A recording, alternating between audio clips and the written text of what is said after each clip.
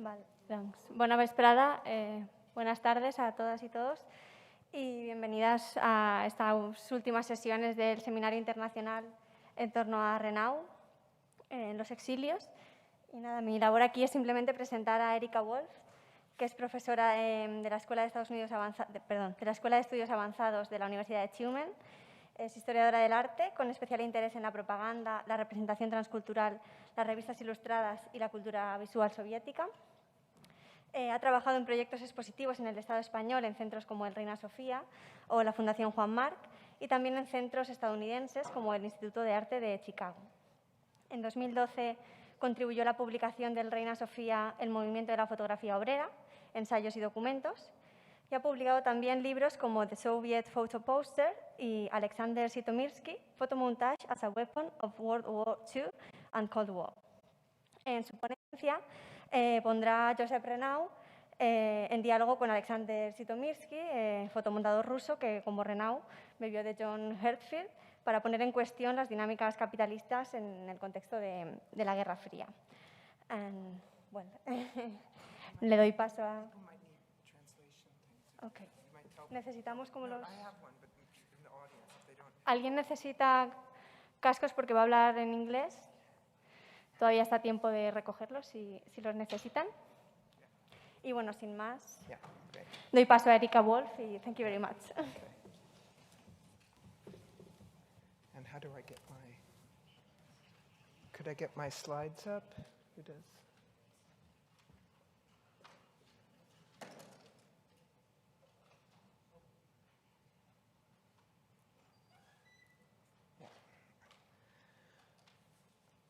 Okay, it's really a great pleasure and honor to be speaking today in conjunction with IVAM's exhibition on Renault's Exiles. I've long been interested in Renault's work, curious about it. I do not have adequate Spanish skills to be an expert on Renault, but I do have extensive knowledge of photomontage and politics in the 20th century. So my talk today will actually largely focus on Zhytomyrsky and Hartfield, but with the intention of illuminating some of the distinctive features of Renault's work and of also tracing the shared debt of both Zhytomyrsky and Renault to John Hartfield. Okay, and I want to start with a couple of quick comparison images, and this is going to be a very visual presentation. I worked very visually in my own work. So clearly there's great affinity between these artists at the iconographic level. So here's two works from the 60s, about 5 years apart, both commenting on American economics and society and culture, both using the skyscrapers of New York City as the sort of financial center, both using predator fish and raising questions. So, and much of this is very much growing out of Hartfield and this sort of bigger history of caricature and of animals.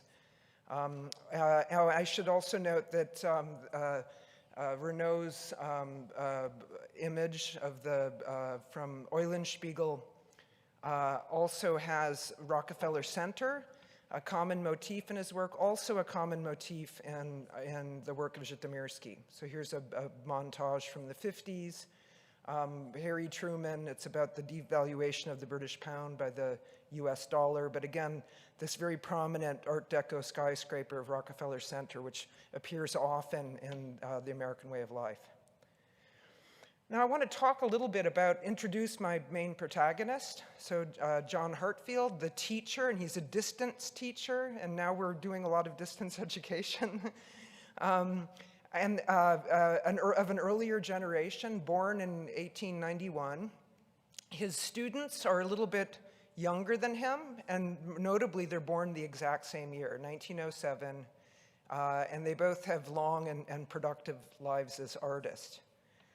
Now, a little bit more about them is that they all shared either exile or sort of experienced periods of great difficulty. So Hartfield in exile from Germany from 1933 to 1950.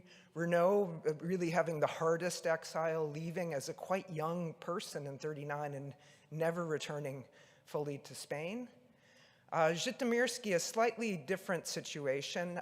He was Jewish and came under suspicion during the anti-cosmopolitan period. He was released from work. There was apparently a case being built against him, actually using the fact that he had a photo file that included images of Hitler to build some sort of case against him, and he was under threat. Luckily, Stalin died in '53 before that case could go through. He also, he stayed in Moscow in 1941 during the evacuation of Moscow, and lived literally with bombs going off around him all the time when he was doing some of his greatest work, and was separated from his family, and other family members were basically killed in the mobile Holocaust, and they were gassed, and he heard about it because the Holocaust took quite different form in the former Soviet Union. Okay, now, and then another really important thing, and this is where I do a lot of work on the politics of visual culture in this period, dealing with communism from before the war into the post-war period, and that is the party status. Now, John Hartfield joined the Communist Party of Germany in 1918. Renault similarly joined the Spanish Communist Party in 1931. Żytomierski, interestingly, was non-party. Now, and that has huge implications and differences. In the Soviet Union, by the time he came of age, artists weren't expected to join the party. If you were a journalist or a writer, yes, you needed to be in the party, but it was something that was actually a quite rare and sort of elite thing, but it also had very dangerous consequences. So one of the publishing houses he worked at in the 1930s was the publishing house of foreign workers of the Soviet Union, and most of the editors and writers there were foreign communists. They all died, okay? But because he was an artist, that didn't affect him. And in the Soviet history of art, there are some artists who fall to the purges, like Gustav Klutzis, and it wasn't because of his art. It was because he was a party member, and it was because he had been part of Lenin's personal bodyguard as a Latvian rifleman. And everyone who was around Lenin at the initial moment of the revolution was very suspect, and when Stalin rewrote history. But that also has further implications in terms of how they worked, why they worked, their relationship, and also belonging to the Communist Party of the Soviet Union was very different than belonging to these parties outside of the Soviet Union, particularly the pre-World War II parties, which similarly got into trouble under Stalinism. Okay, now I wanted to bring in to build on Jordana's talk yesterday. I want to start with some more images of the press. And here we have a news kiosk in Berlin in 1932. I work on magazines and the international circulation of magazines, and a lot of my work has been on export propaganda produced by the Soviet Union and the international sort of exchanges between the Soviet Union, Germany, the United States. Spain fits into this as well. And just to stress the importance of this burgeoning print culture, the illustrated press in the 20s and 30s is enormous. It's how these artists learned about each other's work. It's how ideas were communicated. So this is Berlin. Here's Moscow in 1929. And notably, there are not just Russian publications here.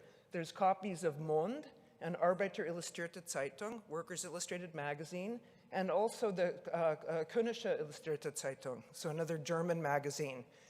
And this is important. Żytomierski, he had access to Hartfield because he could buy these magazines in Moscow. I think it was much harder for Renault to get these magazines, but the magazines were circulated by the Societies of Friends of the Soviet Union, by various cultural organizations. There would be small sets of magazines sent out for exhibitions and for displays. And there's a lot of archival work about that probably could be filled in relation to Renault, especially the early 30s. There's a lot of work and archival material about that. So the magazine circulated, but also in the Soviet Union, the press was a major, major concern. Already in 1905, after the failed First Russian Revolution, in his text, What is to be Done, Lenin writes about the importance of the press and the need to really develop the press, and not just a press that covers events, but that shapes events and transforms events. So literacy campaigns were really important in the development of a very differentiated press that could reach different audiences, that would include people who were learning to read, that could reach peasants, could reach workers, could reach broad groups, and it was very innovative. So here's a mobile newspaper kiosk from the late 20s, from the workers' newspaper in Moscow, which had a whole range of publications that included illustrated press. And they literally would go around the wall newspapers as well that Jordana showed yesterday. Again, trying to use newspaper and magazines in an innovative way. And this issue of, there was some discussion yesterday about the audience, and I don't think it's quite that simple about like, this is the audience, because this is a montage by Hartfield, a famous one, the Cabbage Head. It's also what you read, that you become what you read. So the Cabbage Head looks like a cabbage with the papers wrapped around him. The caption at the bottom reads, "Whoever reads bourgeois newspapers becomes deaf and blind. Away with the dumb-making bandages." And this strange sort of outfit that this person's wearing, it's the Social Democratic Party sort of organization. So it's a socialist, but he's reading bourgeois newspapers, and therefore he can't see events, can't perceive of them. So the particular developing a workers' press, a communist press, was very important. And then in the context of a talk where I'm going to be looking at works about America and American culture, we should also note what the American illustrated press looked like in the early 30s. And this is a photograph by Bernice Abbott, and one of a newsstand in New York. And you'll note it's already a lot of that sort of prurient entertainment culture that we see the later versions of in the American way of life. Lots of movie stars, girly magazines, sort of this sort of mirage of American popular culture is very pronounced. Okay, now, actually I'm going to go back and briefly mention a few things about Zhytomyrsky. Now, despite the strong conceptual links of his work with radical German photomontage and his decisive contributions to Soviet visual culture of the Cold War, Zhytomyrsky's photomontage work has been ignored largely in non-Russian scholarship and largely neglected in Russia since the collapse of the Soviet Union. Even during the Soviet era, his work was marginalized due to the problematic status of photomontage within official Soviet culture. And furthermore, his greatest body of work, which he completed during the war, was predominantly anonymous. So he didn't get any recognition for that. And furthermore, because he was Jewish, anti-Semitism very much impacted his reception. Okay, now, let me catch up. Now I'm going to begin with some preliminary comments about photomontage and caricature. So photomontage entails the combination of photographs and/or text to create new, distinct images. And in this, oh, actually, I do not have that image here. Okay. Here I'm showing you one of the earliest photomontages by Hartfield. which was done during World War I, where he's simply taken images showing trench warfare, or rather the results of trench warfare, dead German soldiers' bodies in the battlefields, and he's added a text. This is what a hero's death looks like. Now, so here, the text is transforming our reading of the photographs. It's providing a new meaning. It's asking us to rethink things like the patriotism, the calls to serve one's country, the idea that it's noble to die for one's country, and exposing it as a miserable, horrible, pointless, wasteful death. Now, in photo montage, often it's the power of it is due to the truth value that we attribute to the photographic image. Photographs are seen as offering a type of visual evidence or truth, and this aspect of photo montage makes it really effective for satire and caricature. The visual evidence in the photo montage is supplemented to reveal other truths about the subject. And writing on caricature and modern art, Michel Hanouche has commented, maintaining a likeness while simultaneously deforming it, preserving in its distortion the very object it attacks, caricature occupies a special place in the vanguard of artistic change, providing in a single image both the dominant standard and the means by which that standard is questioned, transgressed, and reformed. It is a revolutionary art necessarily bound to the system it overthrows, and regenerating it from within and providing viewers with the conceptual means by which to discern and interpret the new. Okay, so let me catch up. Okay, so let's turn and look at the origins of photomontage in World War I. Hartfield was of a generation that came of age in the mechanized slaughter of this war. And from the start, he wielded his scissors as a weapon to challenge the status quo and to attack his ideological opponents. And in this image, he's actually cutting the head off of the chief of the Berlin police. Okay, now the term photomontage was first coined in the context of Berlin Dada and its radical rejection of art. The term is derived from the German verb montieren, meaning to assemble, while the noun montage originally referred to the installation of mechanical equipment or the assembly of machines. At that time, Hartfield rejected the label of artist and instead embraced the designation photomonteur, or a photo mechanic, a skilled industrial worker who engineered images. And simultaneous with his anti-art activities, in Berlin Dada, which we see on the left and in the center image here, Hartfield began to employ photomontage in explicitly political designs intended for a broader public. While Hartfield's photomontages that were made in the context of Dada are characterized by fragmentation, those that he made for a broader working class or leftist audience were more cohesive and comprehensible. So the Dada images are definitely more anarchic here, whereas on the right is a magazine that he made with his brother for distribution to working class audiences. And the title of this publication is Every Man His Own Football, or His Own Soccer Ball, which is sort of a joke version of a chicken in every pot, which is an English expression, sort of promises that politicians make. And it has a much more sort of legible coherence to it. Now, in 1919, Hartfield joined the German Communist Party, and his party status put specific obligations on his political artworks.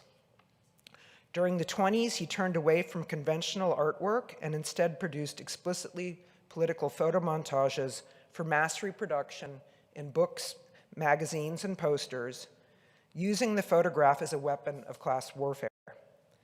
In this election poster, he provides voters a device for remembering which number list to vote on in the elections. So the caption reads, "The hand has 5 fingers with 5, you seize the enemy, vote list 5 for the Communist Party.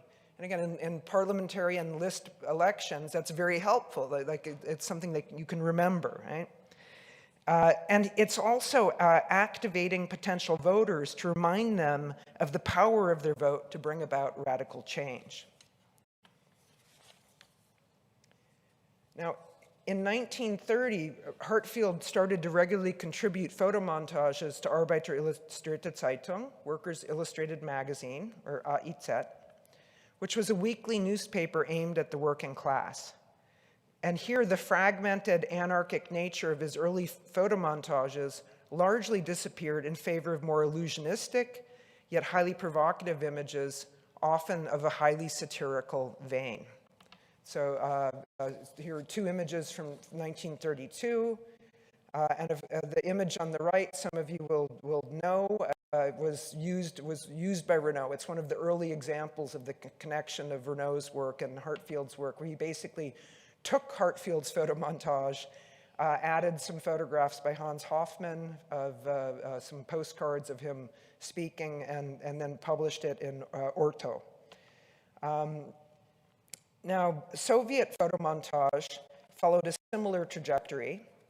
In 1920, the Berlin Dadaists celebrated the new machine art of Tatlin, and these are some images from the first Berlin Dada Fair. And it includes Raoul Hausmann's photomontage, Tatlin at Home. And then on the right, Gross and John Hartfield holding up a poster that reads, "Art is dead, long live the machine art of Tatlin." And it's not really clear how much they knew about Tatlin, but there was a Soviet, there was news coming in about what was happening in Russia by this point. And Tatlin had called upon artists to engage with everyday life and give shape to the new communist culture, and the Dadaists very much embraced this. Now, like the Dadaists, numerous Soviet artists turned to photomontage as a mechanical means of constructing images that was more in line with the materialist approaches informed by Marxism that arose in response to the revolution. Here's a very early example by Gustav Sklutzis, which is sort of constructivist and suprematist at the same time, but is very much about promoting new Soviet plan of electrification. And just as Hartfield had adopted the professional persona of the photo mechanic, some Soviet artists redefined their professional identity as constructors or engineers, as in Elizitsky. Now, the application of photomontage to the design of books, magazines, posters, and other graphic works proliferated with the start of the first 5-year plan in 1928, when the Soviet government asserted complete control over the economy and embarked upon forced industrialization and collectivization of agriculture. By the early 30s, when Zhytomyrsky was establishing his professional career in the Soviet press, photomontage was pervasive in Soviet print culture. Concerns about the intelligibility of photomontage posters intended for the masses led the Central Committee of the Communist Party to issue a resolution in March 1931 that placed tighter controls on poster production and called for the organization of debates about photomontage. So the claim was that posters like Vasily Yelkin's here on the right was too fragmented and would be difficult for a tractor driver to read or to understand, and that this would potentially be negative politically. Now, at the same time that all of these events are going on, Hartfield was in Moscow. Things had gotten hot in Berlin, and he had to get out for a while, and he went to Moscow, and was very active, was doing work and exhibiting, contributing to magazine designs. And his work figured very strongly in the subsequent debates and the publications about photomontage. And during these debates, fragmented photomontage was rejected in favor of the more cohesive, illusionistic images that were typical of Hartfield's political work. So he becomes a model. But there's a problem, a real significant problem to implementing Hartfield's work as an exemplar for Soviet artists to emulate. And I'm going to use this poster to clarify this matter.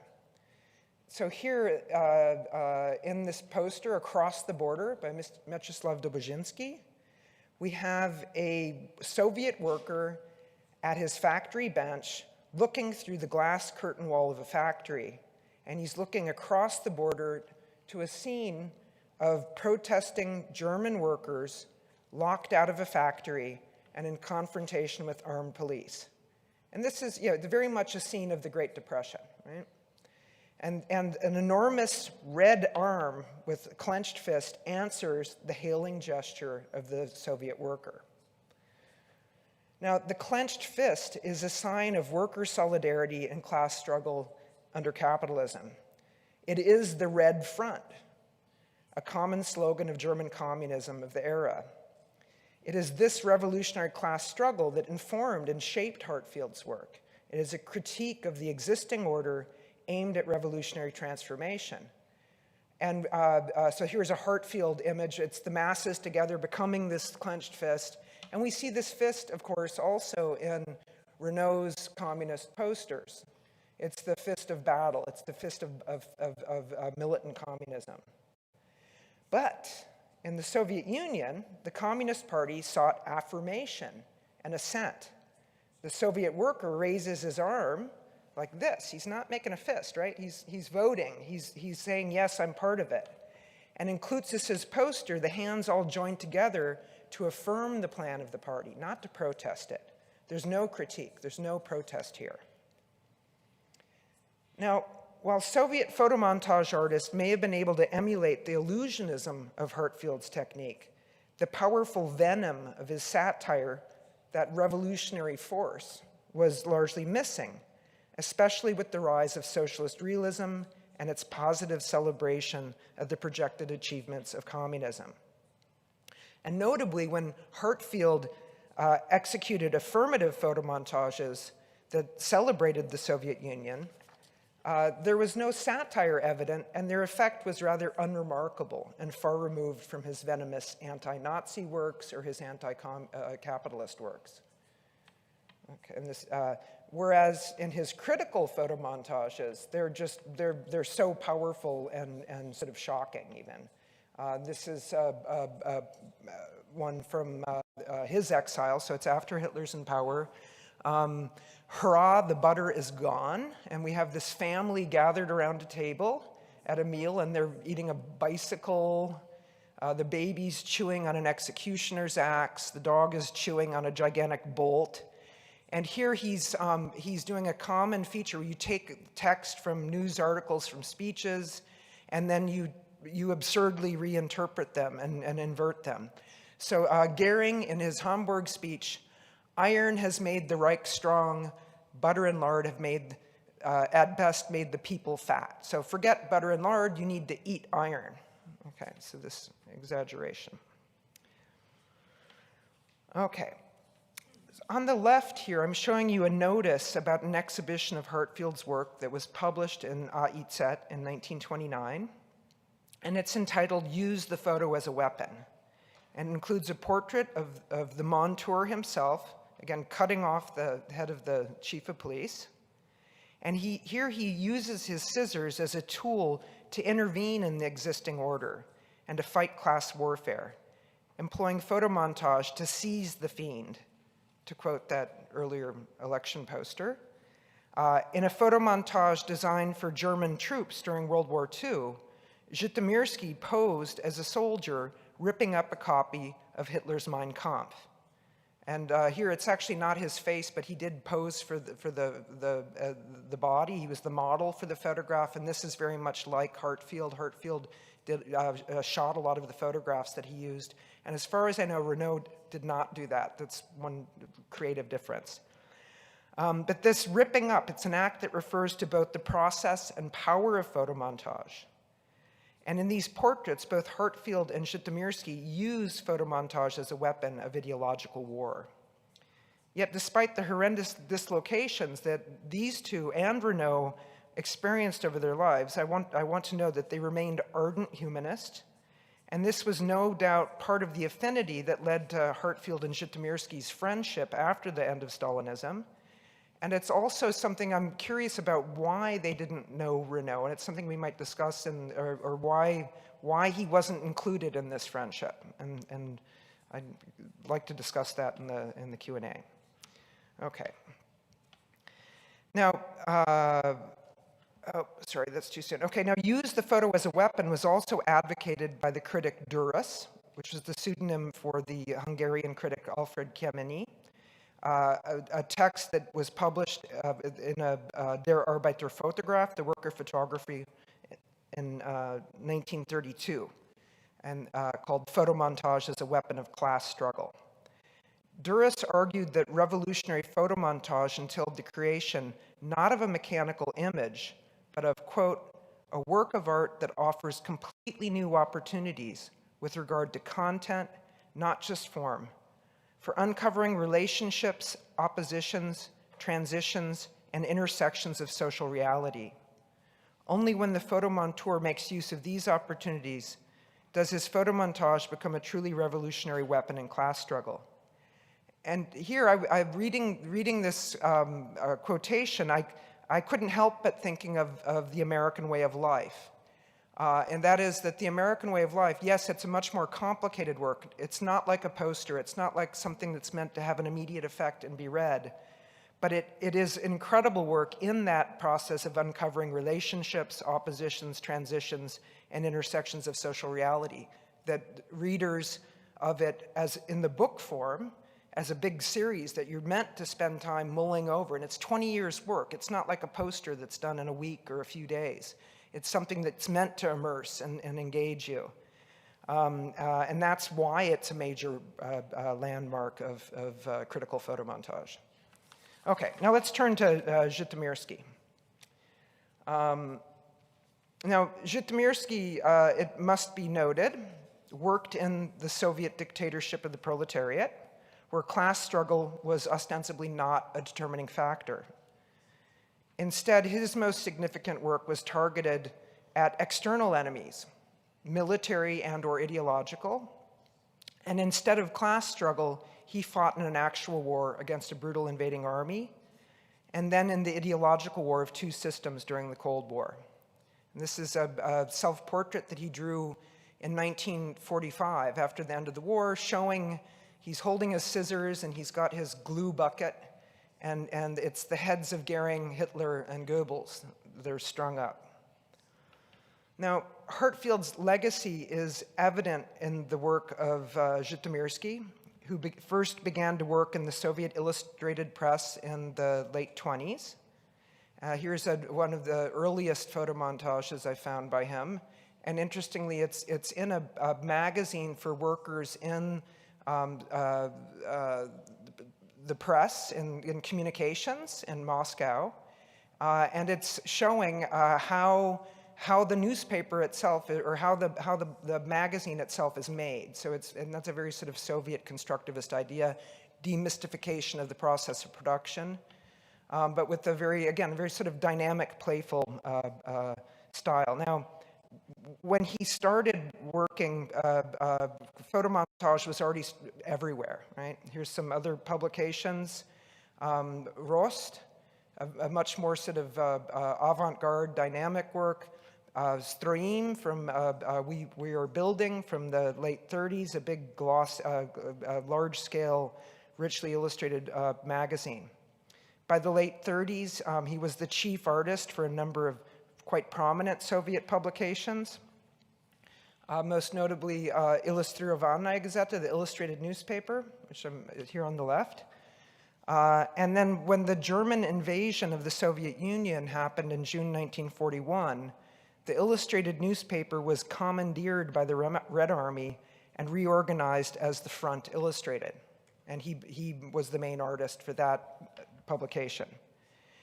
In July 1941, the same editorial group developed a related German language publication, the Front Illustrated for the German Soldier, which took the form of a folded leaflet that was dropped on German troops by airplane and by propaganda bomb. So they had these bombs that would explode and scatter leaflets quite widely. Now, these leaflets included notices assuring the soldiers of safe passage in both German and Russian. And so, of course, this is a magazine, the front illustrated, but it's an unusual magazine in that it's not available for regular subscription, right? Now, in his work on these magazines and on other psychological warfare publications, Żytomierski was very much inspired by the work of Hartfield, whose work he first learned of as early as 1925. And then the very title, Front Illustrierte, echoed Arbeiter Illustrierte, the illustrated newspaper that published Hartfield's works. Now, I want to draw your attention to this leaflet. So it's the magazine, and it's actually a nephew of Bismarck who was captured during the war, a pilot who was shot down. And I want to turn now and look at that particular leaflet, which is his most effective and most widely printed work of the war. It was executed early in the war, and it features Otto von Bismarck, the great military leader and unifier of Germany, pointing out of the frame at Hitler, accusing him of leading Germany to catastrophe. When German soldiers surrendered themselves into captivity, they were asked what leaflets they remembered. So there was actually an interrogation form that included a question about leaflets. And according to the artist, this particular leaflet continued to resonate with soldiers up till 1945. And Żytomierski's photomontage leaflets allegedly led to his inclusion on Goebbels' most wanted list, but I don't believe that. That's a big myth. Okay, but let's turn and look at, again, what the connection to Hartfield. This leaflet is highly reminiscent, actually, of a number of Hartfield's works that reduce Hitler to a little man or a plaything. And indeed, Żytomierski sought to emulate Hartfield, who he had already admired as a young artist. At one point, he'd collected copies of Exile, but he had to burn them long before the start of the war due to housing pressures in Moscow. And when he got married, there was no room in the small apartment. So he's working on his memory of the work, and there were probably some floating around in the editorial offices. Here's another example of a cover that he did that's very similar to a Hartfield work. So it shows a sort of skeleton army, and here the working method's quite interesting. He used a negative and printed the negative of the skeleton multiple times, and then drew on top of it to turn it into this sort of phantom army of rotting corpses, and then this sort of dwarf-like Hitler leading them, with the caption, "This is the fate of the German soldiers of the Eastern Front." And this is very similar to Hartfield's After 10 Years, Fathers and Sons, an early photo montage that shows Hindenburg with this row of skeletons marching. And you can't quite see it here, but there's small children doing paramilitary exercises there. And this was republished in 1934 in Arbeiter Illustrierte Zeitung as 20 years later. Okay, now, like Hartfield, Żytomierski often arranged compositions and photographed them for use in photo montages. And here's another example where he used himself as a model. Here he appears as a German soldier attacking Hitler with the bayonet, and that bayonet curiously recalls the sharp knife that he employed in making his photo montages. So it's making this equation between his work as a monteur and the work of the soldiers in fighting fascism, potentially. Okay, now, so that work was incredibly effective and was quite amazing, but no one saw it during the war except the German soldiers. It was all top secret. He and many other propagandists from the war and photographers couldn't claim that work was anonymous after the war, and it wasn't until the 1960s when they finally began to be able to exhibit their work and to claim authorship. After the war, Illustriowana Gazeta was resumed publication. So here's an early issue from the 30s, from 1938, from New Year's Day, 10 years later, I think he is clearly setting himself. It's after 10 years again. And again, the poster, and it's probably meant to be the same young man with the New Year's greetings. But after the war, this magazine, which had been a popular publication, was commandeered by the Red Army. It stayed with the Red Army. So he stayed as an employee of the Red Army. And that's in part probably what got him into trouble later. So when the anti-cosmopolitan campaign kicked in 1949, he was let go by his employer, and he couldn't get regular work until 1953. But before we go there, let's look at some of the works that he made and contributed to, early Cold War works. Another problem he had after the war was going back to affirmative photomontage, right? He did this incredible venomous stuff. He found an enemy. He could do his Hartfield. He could channel all of that and create this incredibly emotive, effective work. But he couldn't. He then found his new outlet for that, and that was in satirical editorial photomontages for the new war, the Cold War. And this is, and he contributed them to newspapers like Pravda and Izvestia, the literary newspaper, and also to major magazines, Crocodile, which is a humor magazine, and Ogonyok, the Flame, another important illustrated Soviet magazine. Now, this early Cold War photomontage was published at the onset of the Cold War and amid surging anti-American propaganda and attacks on the US president. At the time of its publication, it was seen as a satirical portrait of Harry Truman. So we have this image of this coined-headed person, and again, a motif you know very well from Renault, and which comes from Hartfield, and he's seated at a table eating something. Now, the day after its publication in Literaturная Gazeta, the New York Times printed an article entitled "Attack on Truman Renewed in Russia," which identified Zhytomyrsky's photomontage as a portrait of Truman as it pictured Wall Street wearing a bow tie such as the president wears. So at first this seems a bit of a stretch, but the photomontage does function as a sort of visual composite of claims made about Truman as being a puppet of Wall Street, an agent of American expansionism, and observations about his particular stylistic preferences. Now, the very next photomontage this photomontage, I want to show you some of the source material. He worked with a pretty limited archive of material that he often reused, and this is something I'd note was just quite different from Renault, who had this incredible catch of American publications. So this is the source image. It's actually from a French advertisement, and he uses it again in other images. He often would recycle images in very different contexts. Okay, the very next photomontage by Zhytomyrsky to appear in the Literary Gazette was also commented on in the New York Times. And here I'm going to read. The Literary Gazette published today a photomontage entitled "John Foster Dulles," showing the figure of a man with the face of a bespectacled, pipe-smoking gorilla. The subtitle, described by Mr. Dulles as a supporter of a tough policy in the United States, Russian relations. Okay, and here's the the photo collage, which is really amazing. It has to be seen in person. It's almost like a Francis Bacon. It reveals careful cutting and pasting. He manually integrated 2 photographs into one image, and this is before the age of Photoshop.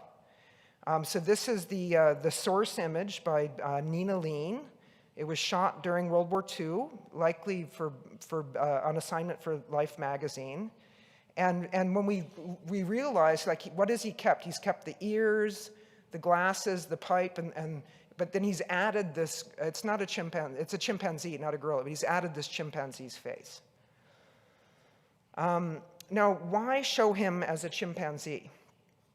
Now, in part, this is because of a longer tradition of satirical caricature within which Zhytomyrsky worked. Numerous images of hybrid animals appear in his work. They also appear to some extent in Renault's work.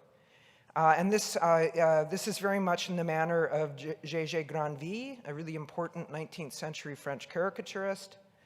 So Truman is shown as an ape, a non-thinking sycophant, an agent of Wall Street and of Truman. But this imagery also has associations with Soviet propaganda from World War II, including Zhytomyrsky's own work. And there's some related images in the gallery. This is a leaflet by Zhytomyrsky that shows the Nazi propaganda minister Goebbels as a chimpanzee. And this imagery persisted in Zhytomyrsky's post-war work, associating American mass media, such as the movie industry and Radio Free Europe, with the Nazi propaganda machine. So the monstrous ghost of Goebbels is speaking through the American mass media. And of course, we've got this wonderful image also in the gallery showing Voice of America. And here I did want to compare, and this is also a type of extreme bodily grotesque that's employed, which is very effective, that the whole body sort of like, it's this fat body that sort of shifts and it is distorted. And we see a similar type of grotesque in this image by Renault that was published in Eulenspiegel in 1972, Consumption Society, where the body is just so distorted, all of the American, consumer culture filling up, and the body just becomes this sort of, there's not even a body, it's just a chamber pot at the bottom. It's just a horrific image of discomfort. Now, in Soviet Cold War propaganda, the Nazi German regime was quickly associated with the United States. And this shift of political imagery was not unique to the USSR. In the United States, the image of the enemy that had developed in World War II was similarly adapted to imaging the Soviet Union. Now, here, President Harry Truman is presented as a hysterical drummer of war. And once again, the New York Times covered this imagery. Now, the core of Soviet foreign policy after the war was aimed at reinforcing the Soviet Union's security, and to achieve this by territorial consolidation in a manner that would make up for the vulnerabilities that the Nazis had been able to exploit. So the Soviet Union promoted its Cold War agenda in terms of advocating peace, thus casting the US and its allies as aggressive warmongers, akin to the Nazis. And I should note that often these campaigns and imagery in both the Soviet caricature, but then also spilling out into the other socialist countries, are often very repetitive. There are sort of key themes or images that appear. Here, the shadow of Hitler, like Truman being Hitler, also appears in Boris Yefimov's coverage of the Fulton speech, which is seen as the sort of opening salvos of the Cold War, where Goebbels and Hitler are his shadow. And again, this is also a photo collage that's in the show, Marshall's voting machine. Again, showing the sort of repetitive nature of Soviet caricature, where themes and motifs are repeated across publications. So Yefimov is one of the main Soviet caricature artists. We can find a lot of similarities, but photo montage is so radically different at a visual level and has a completely different affect that's quite noticeable. Here I should note this is also Zhytomyrsky, the voters. Okay. Now, as I mentioned, in 1949, Zhytomyrsky was thrown out of his regular paid employment during the anti-cosmopolitan campaign, which was a organized attack on Jews that had a major impact, especially in journalism and photography, fields that had many leading Jewish figures. And this was very much a devastating blow to the artist. He lost the security of a regular job. He was under suspicion. Other people were being arrested and meeting horrible ends. He was forced to earn a living on short engagements for layout work. Again, he was a layout designer as well as a photomontage artist. And he was very much dependent on the willingness of editors to place his satirical work and to give him short-term work. And he did manage to eke his way through. After Stalin's death, he was appointed chief artist of the flagship International Soviet propaganda magazine, Soviet Union, and that was in September 1953. He'd actually already designed the magazine from its start, and he designed the final year of USSR in construction, a really important magazine that actually transformed into this one. Notably, he was the chief designer of Soviet Union from start to finish, from 1950 to 1991, which is just an incredible body of work. And he did some amazing layouts, like this one on the cover, which is very much sort of channeling early Lissitzky, a very glowing image of Soviet youth. And here I must make another point about Zhytomyrsky. He's not a figure like Hartfield or Renault. He's in the very center of the Soviet press. His main offices were in the Pravda building, which was, Pravda was not just the newspaper, it was a conglomerate of magazines. They would get Western magazines. He would have access to things like Life magazine, etc. They'd be looking at competitors. He produced work that was created for distribution internationally. So this is one of the Russian ones, but there were English, Spanish, French, Vietnamese, you name it, Chinese versions of this magazine. As such, his work very much was created in opposition to the capitalist press, to the official publications of the Cold War enemies, but it was a central press. It was, often he's actually commenting on the opposition. This is a satirical image that was published in the humor magazine Crocodile in 1949. And it shows homeless people sleeping under a bridge in New York City. It's actually an image from a magazine layout he did in the 30s. And there's behind this curtain that peels back, and the curtain is actually copies of US and British magazines. So there were actually like diplomatic agreements about the exchanges of periodicals. So the United States had a magazine called America that was sort of like a version of Life magazine, Fortune, and all these other high glossy magazines. In fact, they had material coming from them. It was edited and put together in Moscow, printed in the US, and then distributed in the Soviet Union. The British newspaper, British Unionist.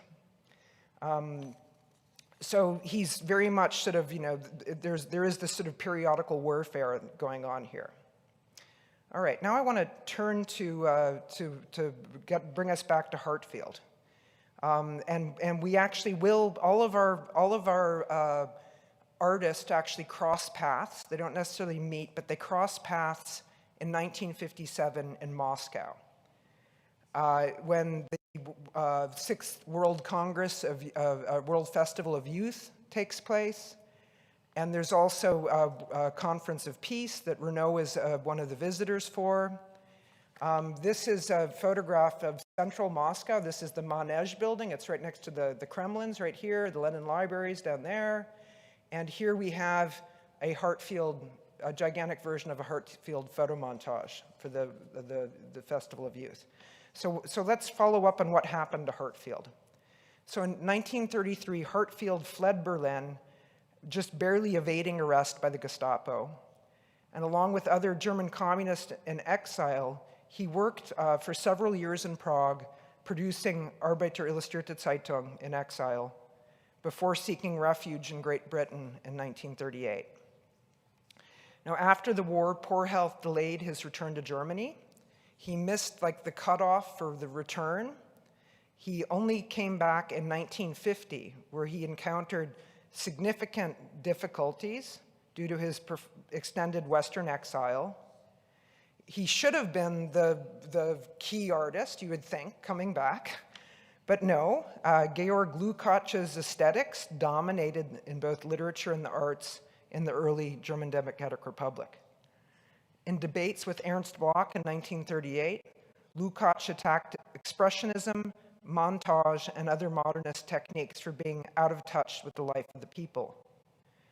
Furthermore, Hartfield's close association with pre-war German communists, who were purged as enemies of the Soviet Union during the Great Terror, made him highly suspect while Stalin remained in power.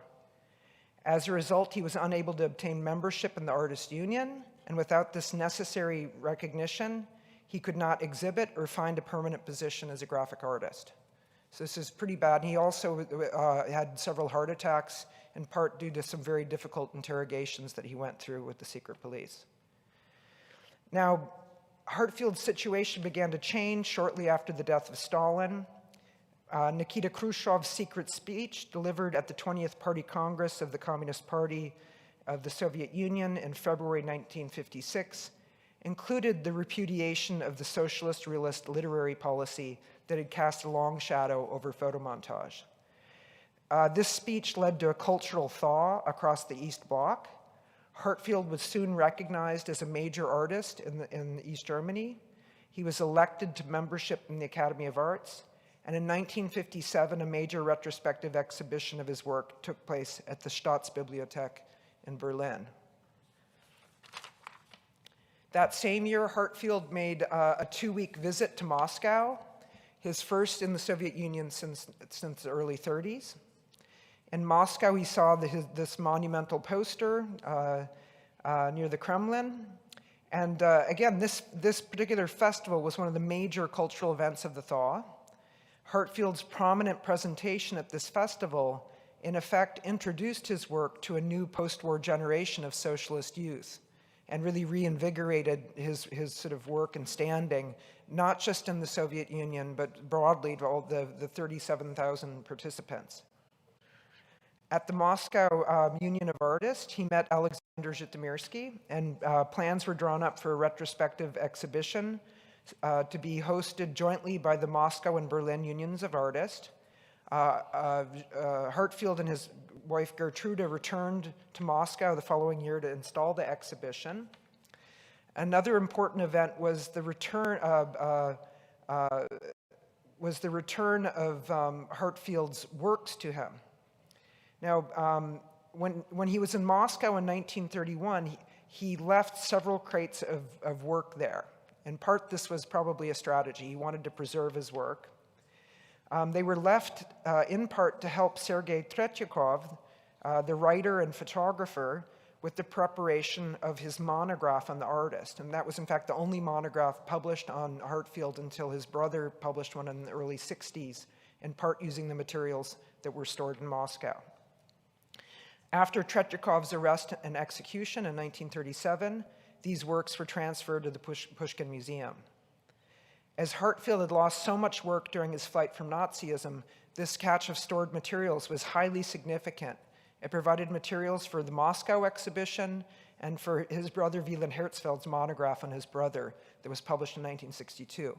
And here I should also note, one thing that really surprised me about Renault is the distinction of his archive, the amount of it, and that he managed to keep all of this material and through the exile and everything that happened, because Hartfield didn't manage to do that.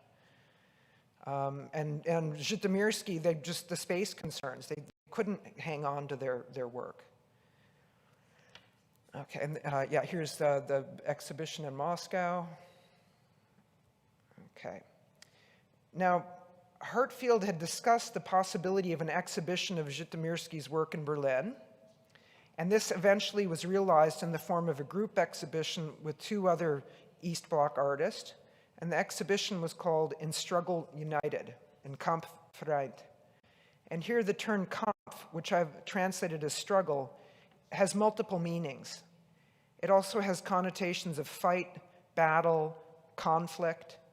And Hartfield later clarified that the exhibition was thus titled, quote, "As we were always tightly linked in the fight against war, fascism, and imperialism," end quote.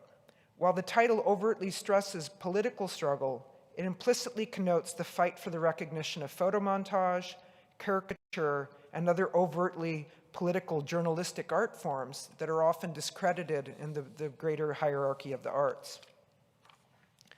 Hartfield played a major role in the organization of the exhibition, writing Zhytomyrsky to solicit photomontages, catalog essays, and reproductions of works. And here's, this photograph shows Hartfield and Zhytomyrsky in Berlin, next to one of Zhytomyrsky's World War II works, a big blow-up.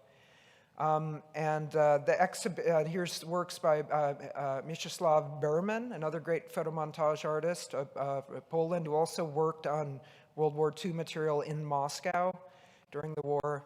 And then Antonin Peltz, who was a caricaturist who Hartfield befriended in Prague in the 30s. So not just photomontage.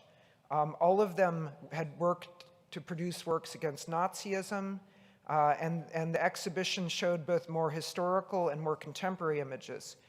And when I finally figured out that Renault was in Berlin, I was like, where is Renault? Why wasn't Renault here? He should have been here, but why not? And there's quite a few. I have some ideas. Maybe we can again discuss this in the Q&A. Okay, and here's the again the installation of one of unpublished propaganda leaflet image, incredibly effective. That's hanging on the wall here. Now, Zhytomyrsky came ahead of the exhibition and worked. Actually, I'm just going to skip that because now. I want to finish up my presentation with a comparison of two American photomontages by Zhytomyrsky and Renault. I had hoped to do much more sort of close iconographic reading of these works, but I've had a really hellish past 2 months. And I live in Russia, and we've got a new lockdown starting. The police showed up to check our curriculum out last week. And so I wasn't able to do that work, but I started it. Okay, and so I want to start by, I want to finish by comparing two American photomontages by Zhytomyrsky on the right, Renault on the left, both of which attack capital punishment. They have as a theme, and the brutality of American capital punishment, especially executing people with electricity. Now, this comparison deals with one of the differences. I think there's many similarities in the work, but one difference that I've noticed is the gendered imagery. Some of it bordering on highly misogynistic or highly erotic, and that's something you just don't find in the Soviet artist work. Okay, so let's. So on the left is Pieces with Them from 1956. An image that's about the execution of Ethel and Julius Rosenberg, a communist couple who were accused of spying. It's not clear what Ethel's involvement was beyond maybe typing up some material. It was, I think you know the Rosenbergs, okay. The image on the right is more of a generic image, right? We have it's entitled The New Location of the Statue of Liberty. And it's much more in the sort of satirical caricature vein. Something I didn't mention is Zhytomyrsky early in his career was actually a caricature artist for magazines, and a lot of his work has this sort of schematic caricature quality. But we have Uncle Sam, who's got a $sign for a head and like the Uncle Sam top hat, and he's flipping the switch, and the Statue of Liberty is dropping her torch. The light is going out. Now, first observation I would make is that Renault's work is much more polished. It's got this smooth slickness. Renault's is much more schematic. It's very rough. It's also an image that was published in a newspaper. A lot of his work was published in newspapers in bad halftone printing, low quality image. And if this one, we actually don't have any of the working drawings. All we have is the halftone image left. Whereas the general caliber of the printing quality and color is so important in Renault's work. And Zhytomyrsky only sometimes had the ability to use color in his satirical photomontages. Well, let's turn now and look at some of the source, pull apart the source material. The photograph, this main source photograph, was of the execution of Ruth Snyder in 1928 at Sing Sing Prison in New York. And this was the first news photograph to be published of an electrocution. Notably, it was a woman who had killed her husband. It was taken with a hidden camera that was attached to the photographer's leg. He had one chance to shoot it. It was published on the front page of the Daily News after the execution, and it was internationally proclaimed, and it circulated around the world. And there is a strange, what Roland Barthes would call a photogenia, this sort of blurriness of the image that actually seems to sort of capture the last sort of convulsions of this life sort of escaping from the image. Now, the source photograph is actually, and this is from the Zhytomyrsky Family Archive, is this clipping.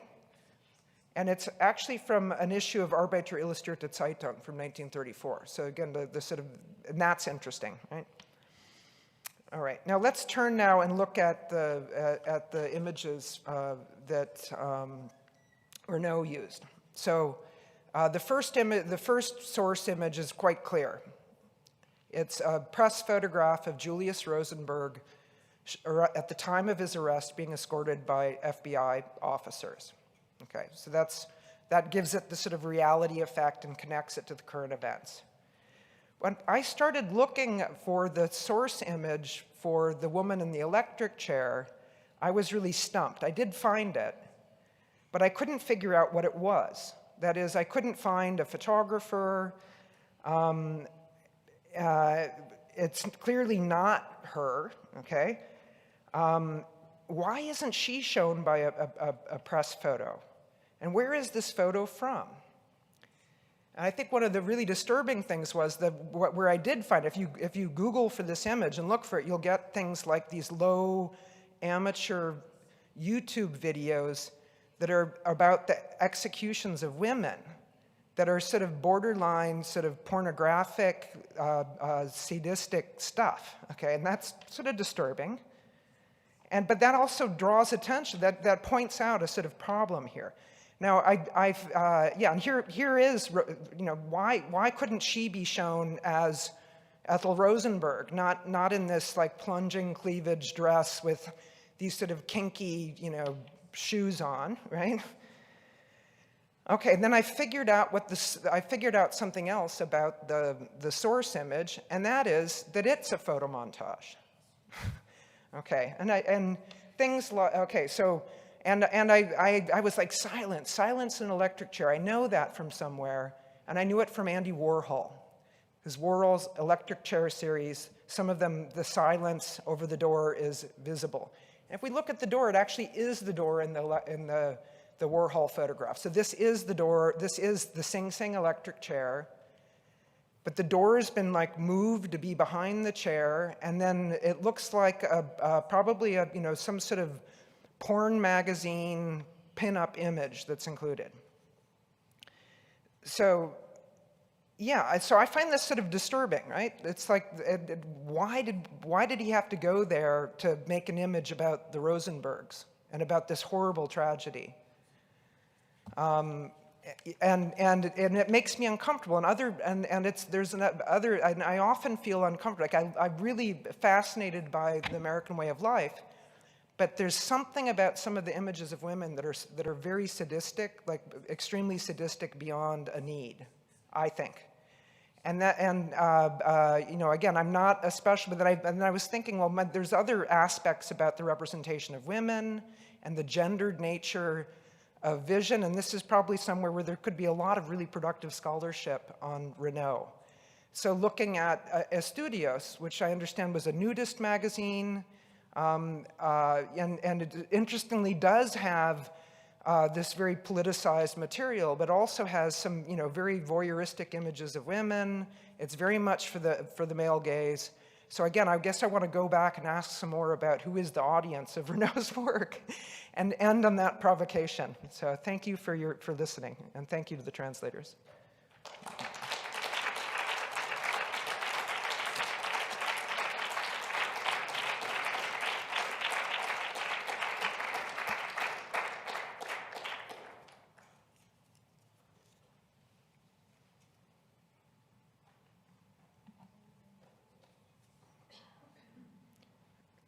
is Clara here? I think you're supposed to run the question and answers. I could start it. Are there any questions?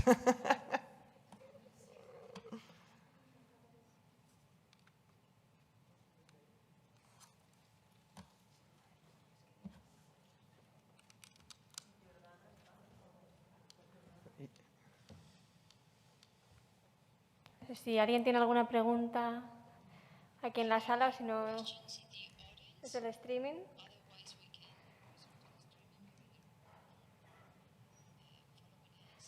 Aquí en la sala parece que no. No sé si.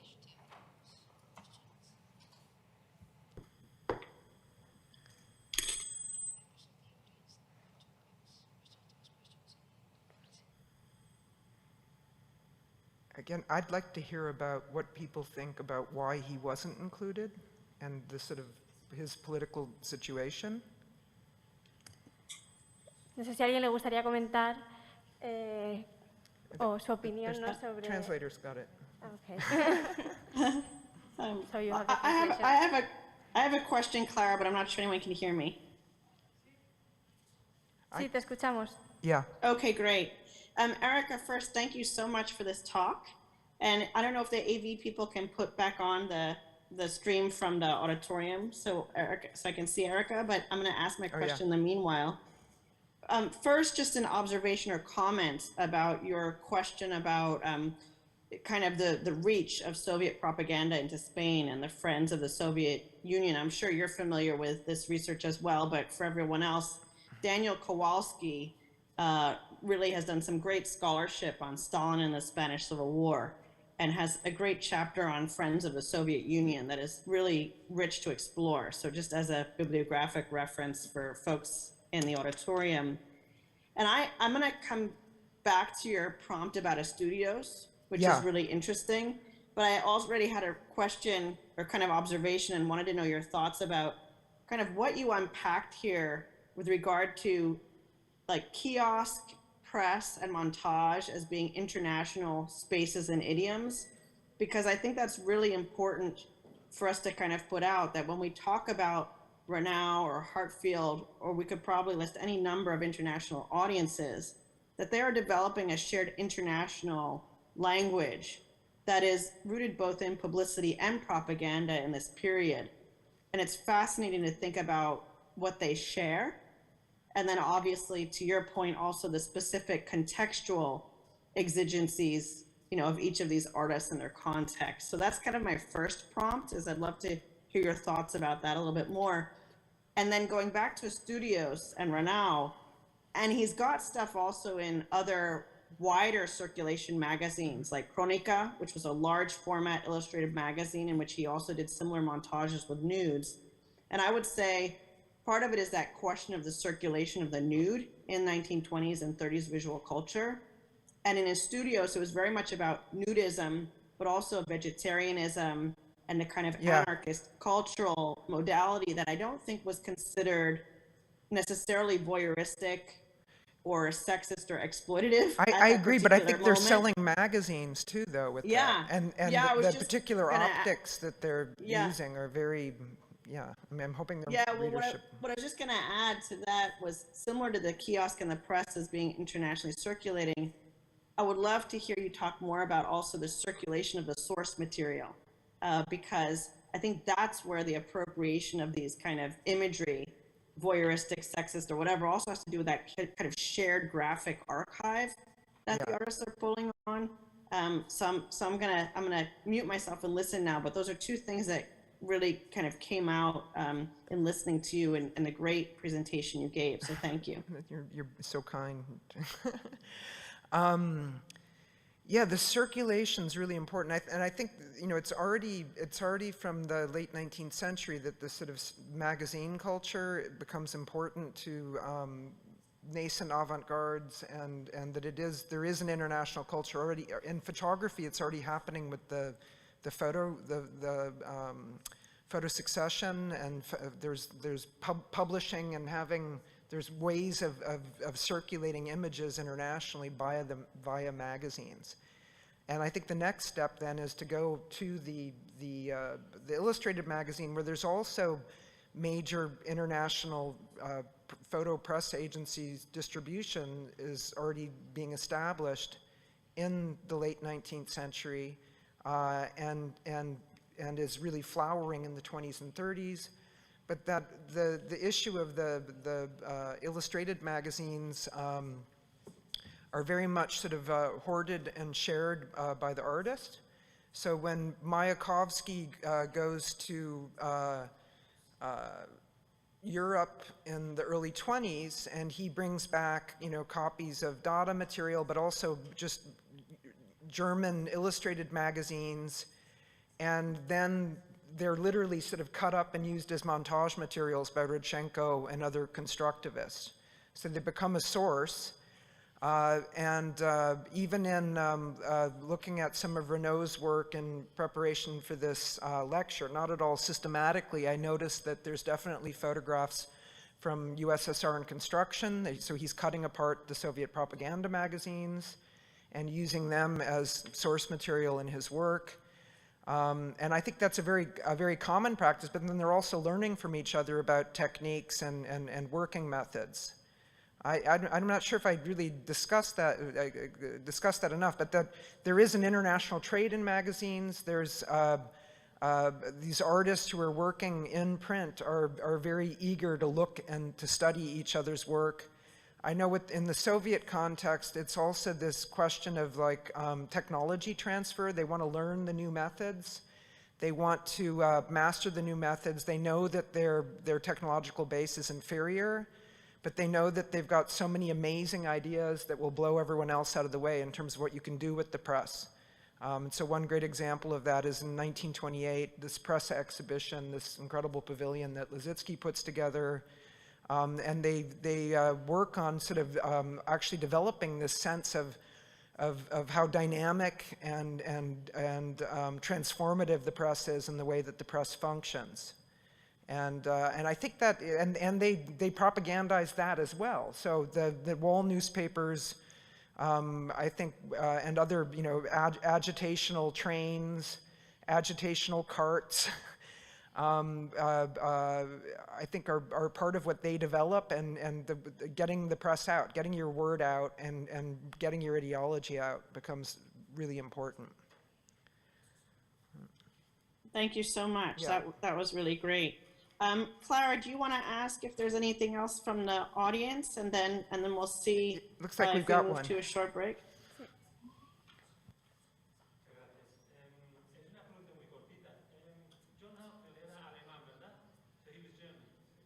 Yeah, I'm not getting any translation yet.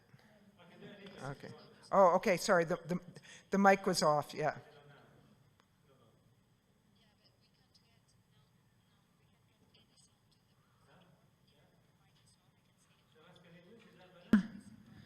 Okay. Okay. Thank you.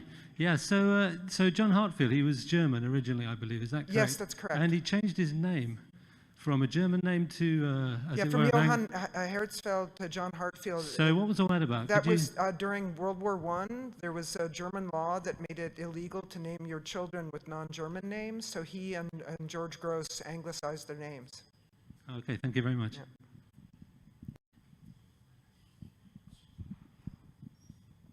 No translation needed. Yo también tengo una pregunta, porque quizá apuntando a esto último que has comentado sobre esta mirada voyerista de Renau sobre el cuerpo de las mujeres, ¿no? En esas revistas de los años 30, no sé si sería interesante también enlazarlo un poco con una representación del cuerpo femenino, feminizado, ¿no? En la obra de Renau, posterior luego en el exilio también, porque bueno, al respecto de esto, Joan Ramón Escrivá en el catálogo lo comenta, ¿no? Como en los carteles de cine, a pesar de que los personajes femeninos que protagonizan las películas normalmente siempre tienen como pues, personajes, ¿no? Muy sumisos, que entran dentro pues, de los roles femeninos del capitalismo, ¿no? A pesar de esto, digo, Renau sí que les da como cierta agencia, ¿no? Dota de cierta agencia a esos cuerpos feminizados, como digo, y no sé si esto se podría entroncar de algún modo a estas revistas de los años 30. I don't think it's coherent. I think there's both, like, to me, with the Rosenberg one, I think you realize, like, why did he have to do that to Ethel Rosenberg? If it is an image about the Rosenbergs and that tragedy, why does he have to use this sort of pornographic BDSM image and have the plunging cleavage? Because that was not her. I mean, there were plenty of images of her in the international press, and to transform her into this sort of spectacle, I don't get it. Despite the doves and everything, and trying to expose it, and so I think it's and again I'm not I think it's just there's something conflicted there, and something that's really hard.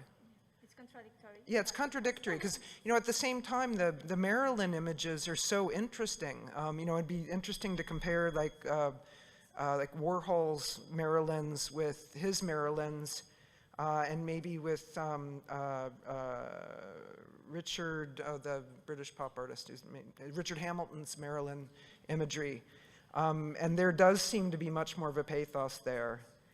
And there is in part this sort of critique of female expectations, but then I don't really see the flip side of that. And I'm not, again, if it's just, sometimes it does seem to border on the gratuitous, in a way that with the imagery of the men, it doesn't. And again, it's not, he's a person of his time, right?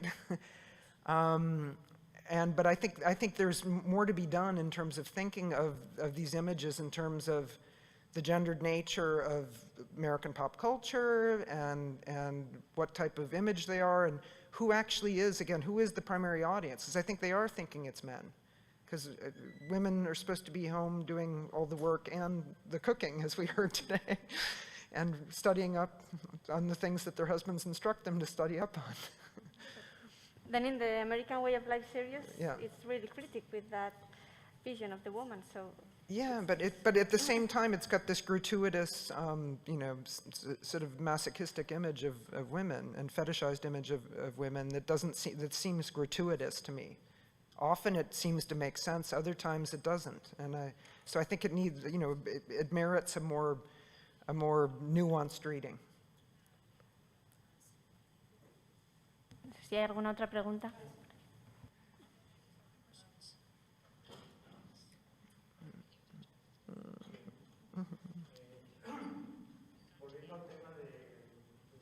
It's not, the microphone's not working.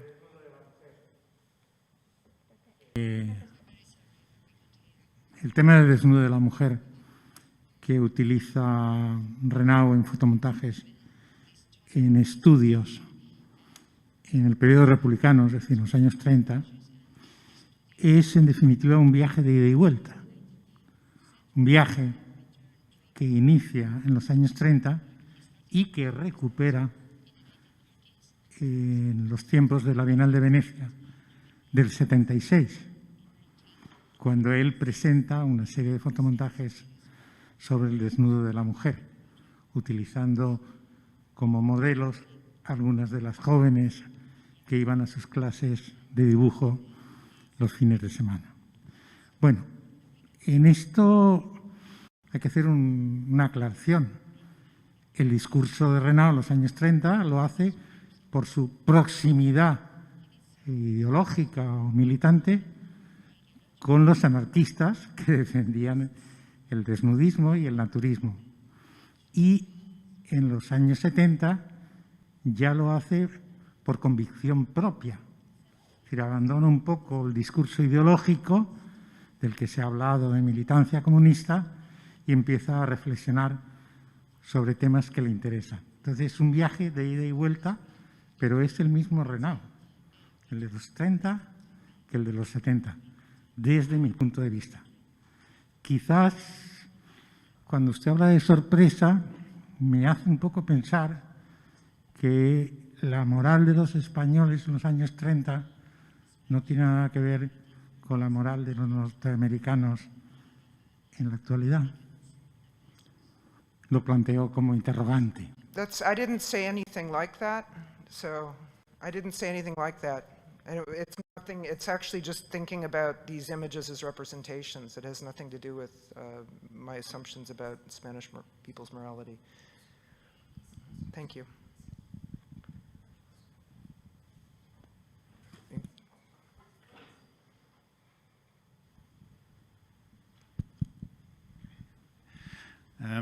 Yeah, thank you very much, Erika. Thank you. This is fascinating talk and kind of makes me, well, we've been talking about this, and I kept thinking now as you were presenting your reflections. I mean, on the last images here and the sort of male gaze, and it just sort of struck me that maybe one avenue one could explore is, of course, the sort of surrealist influence in Renau, and how there might be, I haven't read anything that's where he explicitly reflects this, but I haven't read all that much about post-war years. Anyway, but basically it seems that he might be saying something about capitalism and desire. You know, how capitalism perverts desire and so on. That seems to be a theme throughout the American way of life. I think that's in a lot of them, but again, it's where there are these gratuitous things where it doesn't really fit into that. And again, a lot of it's quite good. The opening section of the American way of life is actually just incredible, and the passage about women, and I think it's really wonderful. Like, so just to be clear, it's more that there are certain places where it doesn't seem to be motivated by this type of critique. I mean, I agree. I just kind of, it seems like the boundaries are blurred in some of these cases. And to be fair, he's also imaging men who are just completely not in control of their own eroticism and sexuality, and it's sad. I mean, it's about the failure of human potential. And again, I think he's a great humanist. I want to be clear about that. But I think there's also bigger issues about the status of women under communism and in the party sort of apparatus, and the relative positions that they occupy. And if anything, it's really great to see all of these references to eroticism and sensuality, which are largely absent in this way in Soviet culture. There's a lot of affirmative, positive, healthy imagery, but nothing like this. And I'm just saying broadly, and it's quite fantastic and positive in some ways, but I think it needs a little more interrogation. So hopefully I can inspire someone who has the skills and language to do it. Yeah, no, I absolutely agree. I do have more questions, but I'll leave the microphone to someone else. If No sé si you hay want to alguna continue. otra pregunta en la sala.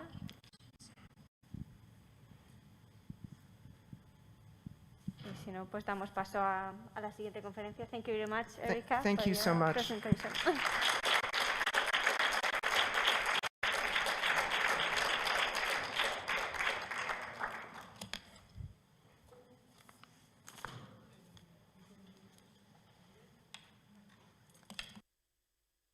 Cinco minutitos y volvemos. Y si queréis guardar los aparatos de traducción, la siguiente también será en inglés.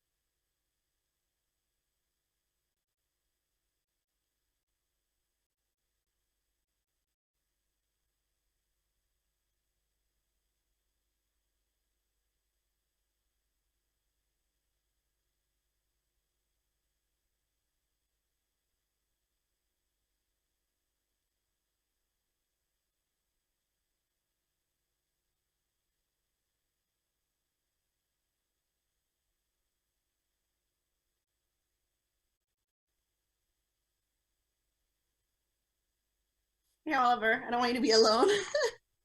Hey, enjoy your, was it? How are you? Lunch, sorry, lunch. It's for you, lunch. Yeah, well, I've been like doing like the shuffle. Like I did the morning session from what is this? I did the morning session from home because it was too early.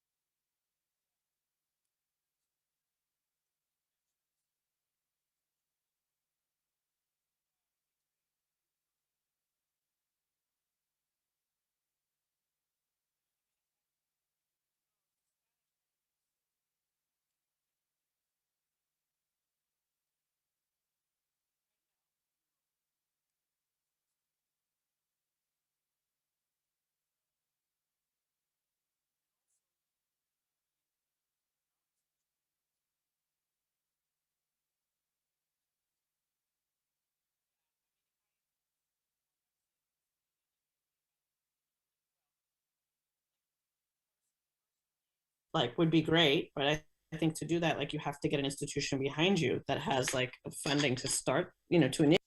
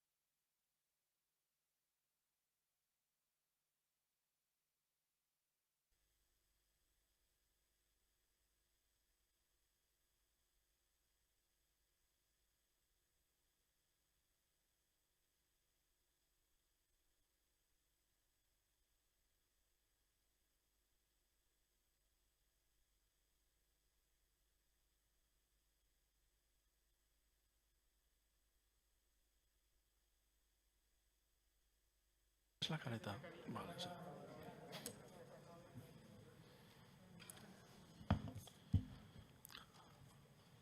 Hola, buenas tardes. Se oye bien, ¿no? Sí. Parece ya que vamos llegando hacia pues eso, la etapa final de esos exilios de Renau, que creo que ha sido como muy enriquecedor para todos y bueno, imagino que después también el turno de preguntas todavía seguiremos discutiendo pues, uno de los aspectos de la obra de Renau.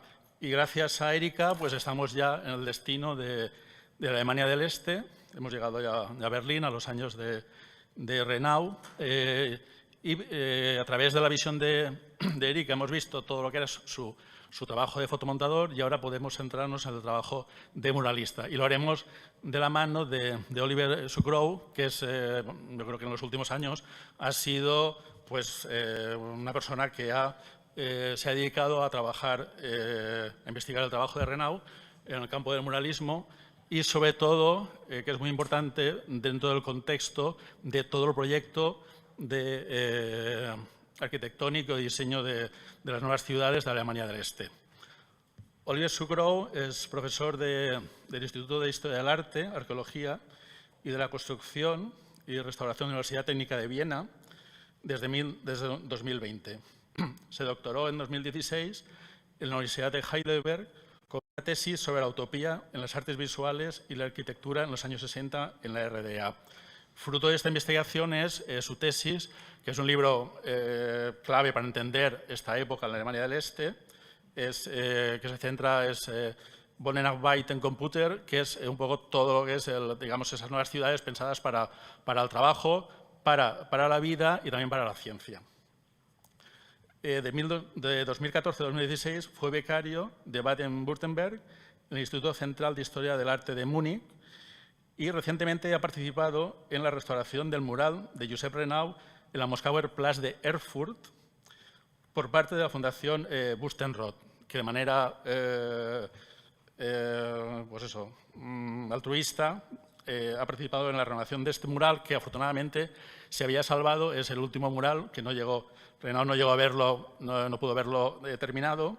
Y era un mural que se hizo lo tenéis, está en la exposición, es un mural que se hizo con cerámica vidriada y afortunadamente se salvó. Entonces la Fundación lo restauró y lo ha vuelto a poner en el emplazamiento. Ya no está este edificio dedicado a la Unión Soviética y hay otro, es otro edificio que no tiene nada que ver. Asimismo, Oliver Sucrow es miembro del Consejo Asesor de la Fundación Bustenrot y del Comité Nacional Austriaco de ICOMOS, International Council on Monuments and Sites. Yo creo que estamos ya todos con ganas de escuchar a Oliver y luego pues, seguiremos ya un poco con el debate. Muchas gracias. So, I hope you can hear me and I will share my screen now.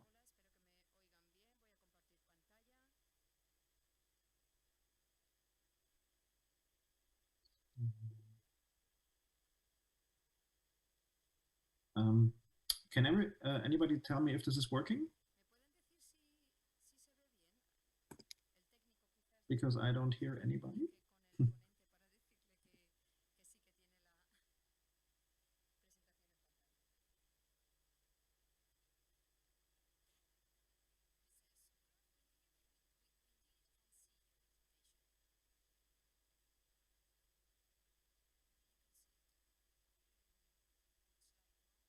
Okay, so buenas tardes.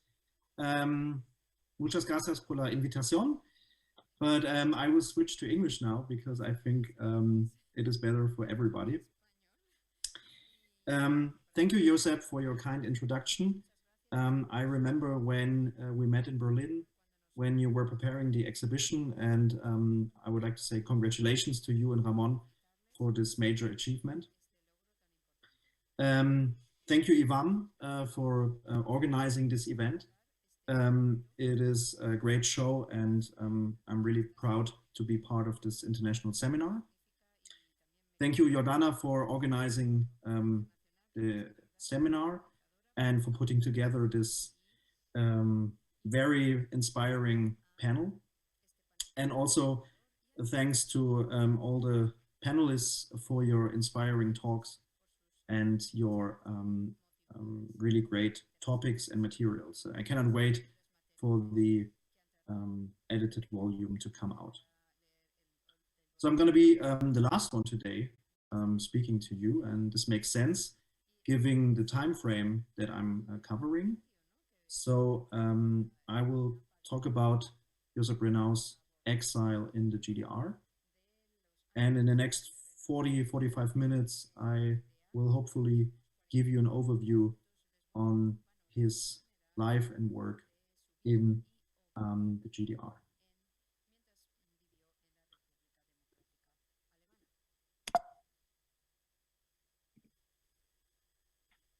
Josep Renau was an outstanding figure in the East German art scene of the 1960s and 70s. We have already heard that Renau brought his double exile experiences to the GDR when moving there in 1958. In the beginning, Renau represented an alternative, non-Soviet artistic style and practice. This held especially true for his preferred medium, the large-scale public mural painting. For that reason, amongst others, most of his proposals for public murals were rejected by party officials, often accused of being too difficult to understand and for being ideological indifferent. In my presentation, I will argue that while murals were intended by socialist cultural theory to be the most appropriate version of permanent propaganda in the public sphere, Renau challenged this one-dimensional top-down approach between the artwork and the viewer by combining stylistic and formal elements of the avant-garde with socialist iconography and an innovative work in progress to create what he called a complex composition for the built environment.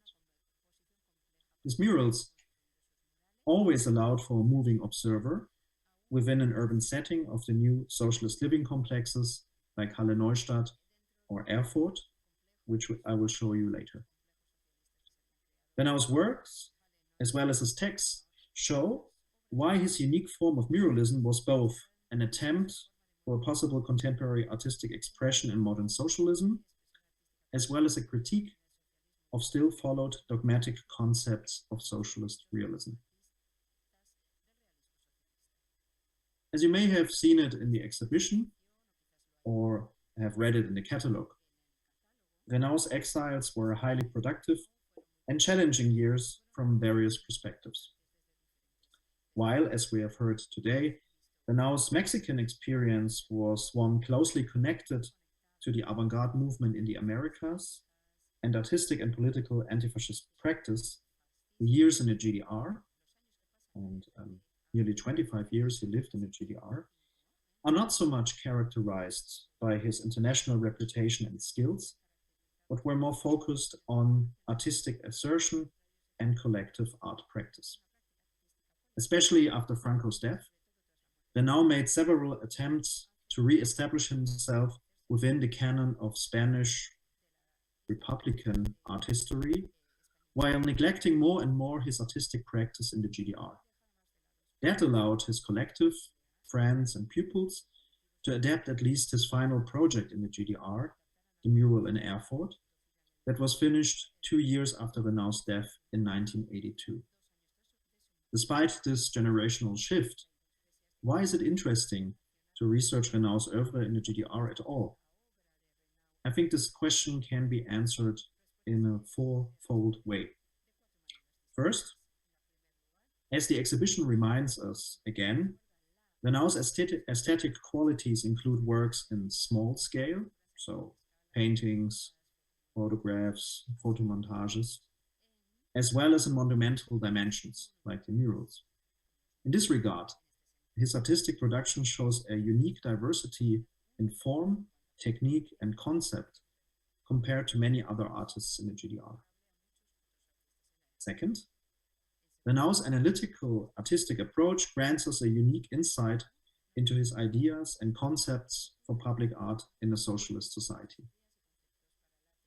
Third, Renau's networks can be read as signifiers for his social and artistic position within the art system of the GDR. And this position I would describe as peripheral and a bit isolated from most of the official circles, although he had some powerful friends. And fourth, finally, Renau's works in the GDR represent an interesting example of the afterlife and development of the avant-garde in a post-war socialist society. Chapter 1, Renau in Mexico, retrospectives in the Berlin years.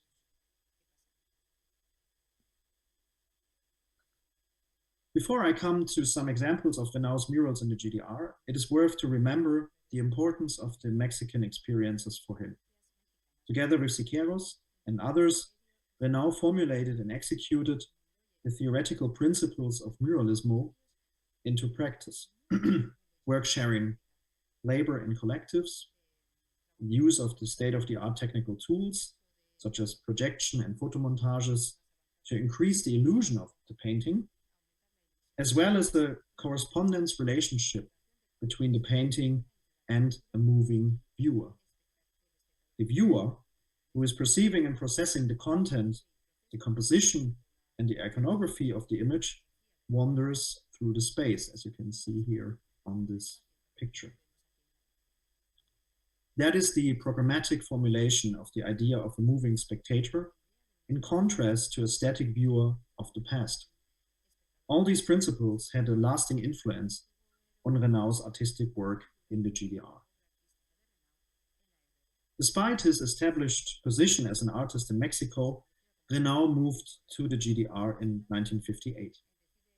There are different assumptions about the reasons, and I find Albert Forment's reasoning convincingly that Renau did not receive any more commissions for large mural paintings in Mexico, and a relocation in the GDR was probably promising in terms of public commissions for murals.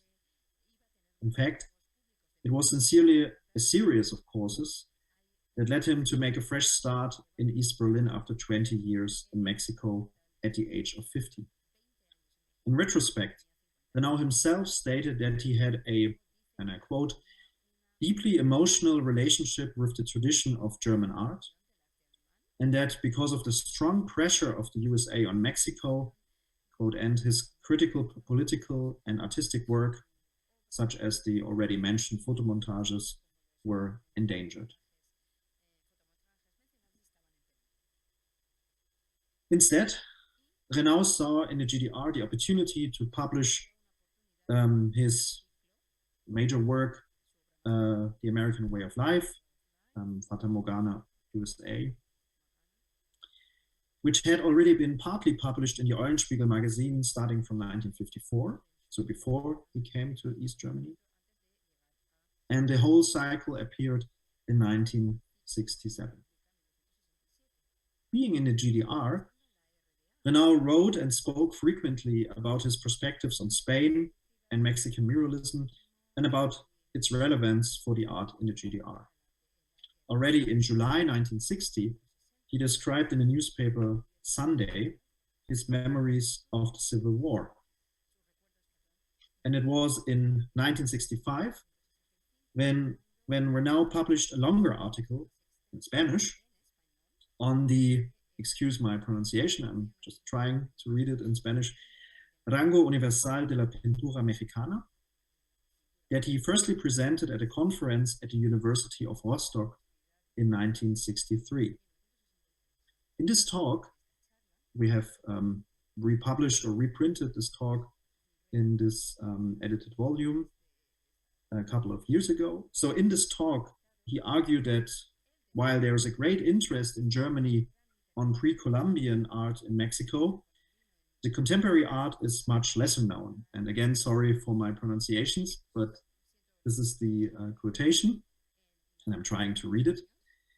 Hablar en Europa de la pintura mexicana en tanto que movimiento pictórico es casi como hablar de otro planeta. El público europeo interesado en cuestiones artísticas está mucho más familiarizado con las artes milenarias de la América precolombiana que con la pintura mexicana contemporánea, muy a pensar de suponer esta un movimiento pictórico original y único en la historia del arte contemporáneo. The universal value of the contemporary Mexican art is seen by Renau in its ability of assimilation of pre-Columbian culture, social engagement, and modern art into a new entity. Hemos ya dicho que el movimiento pictórico mexicano es uno de los dos epicentros de difusión pictórica en Occidente y que el signo de su universalidad está netamente diferenciado del otro epicentro, constituido por las diversas tendencias que integran la llamada revolución pictórica moderna. And I promise this is the last Spanish quotation I read. In the following years after the speech in Rostock, 1963, Renau frequently published articles on Siqueiros in 1965 and Orozco in 1966. At the same time, Renau became the object of articles. For example, I show you here two, 1971. And also in 1975, when a small monographic study on Renau appeared, and this is interesting, Luis Suarez, Siqueiros' biographer, published an article on Renau in Mexico in the GDR Art Journal. In a particularly vivid and artistic way, Renau's experiences can be comprehended on the basis of the wall painting, The March of the Youth into the Future, which he implemented as a part of a large design concept in Halle Neustadt, and I will come back to this later. With this wall painting, and I'm speaking about the lower one in the front, with this wall painting and the other two murals that belong to it, Renau succeeded in portraying a utopian vision of socialism characteristic of the 1960s, namely the advancement of the youth as a bearer of progressive developments, which was, as you know, a common feature of the 1960s, not only in East Germany, but also in West Germany, in France, in the US, and also in Mexico.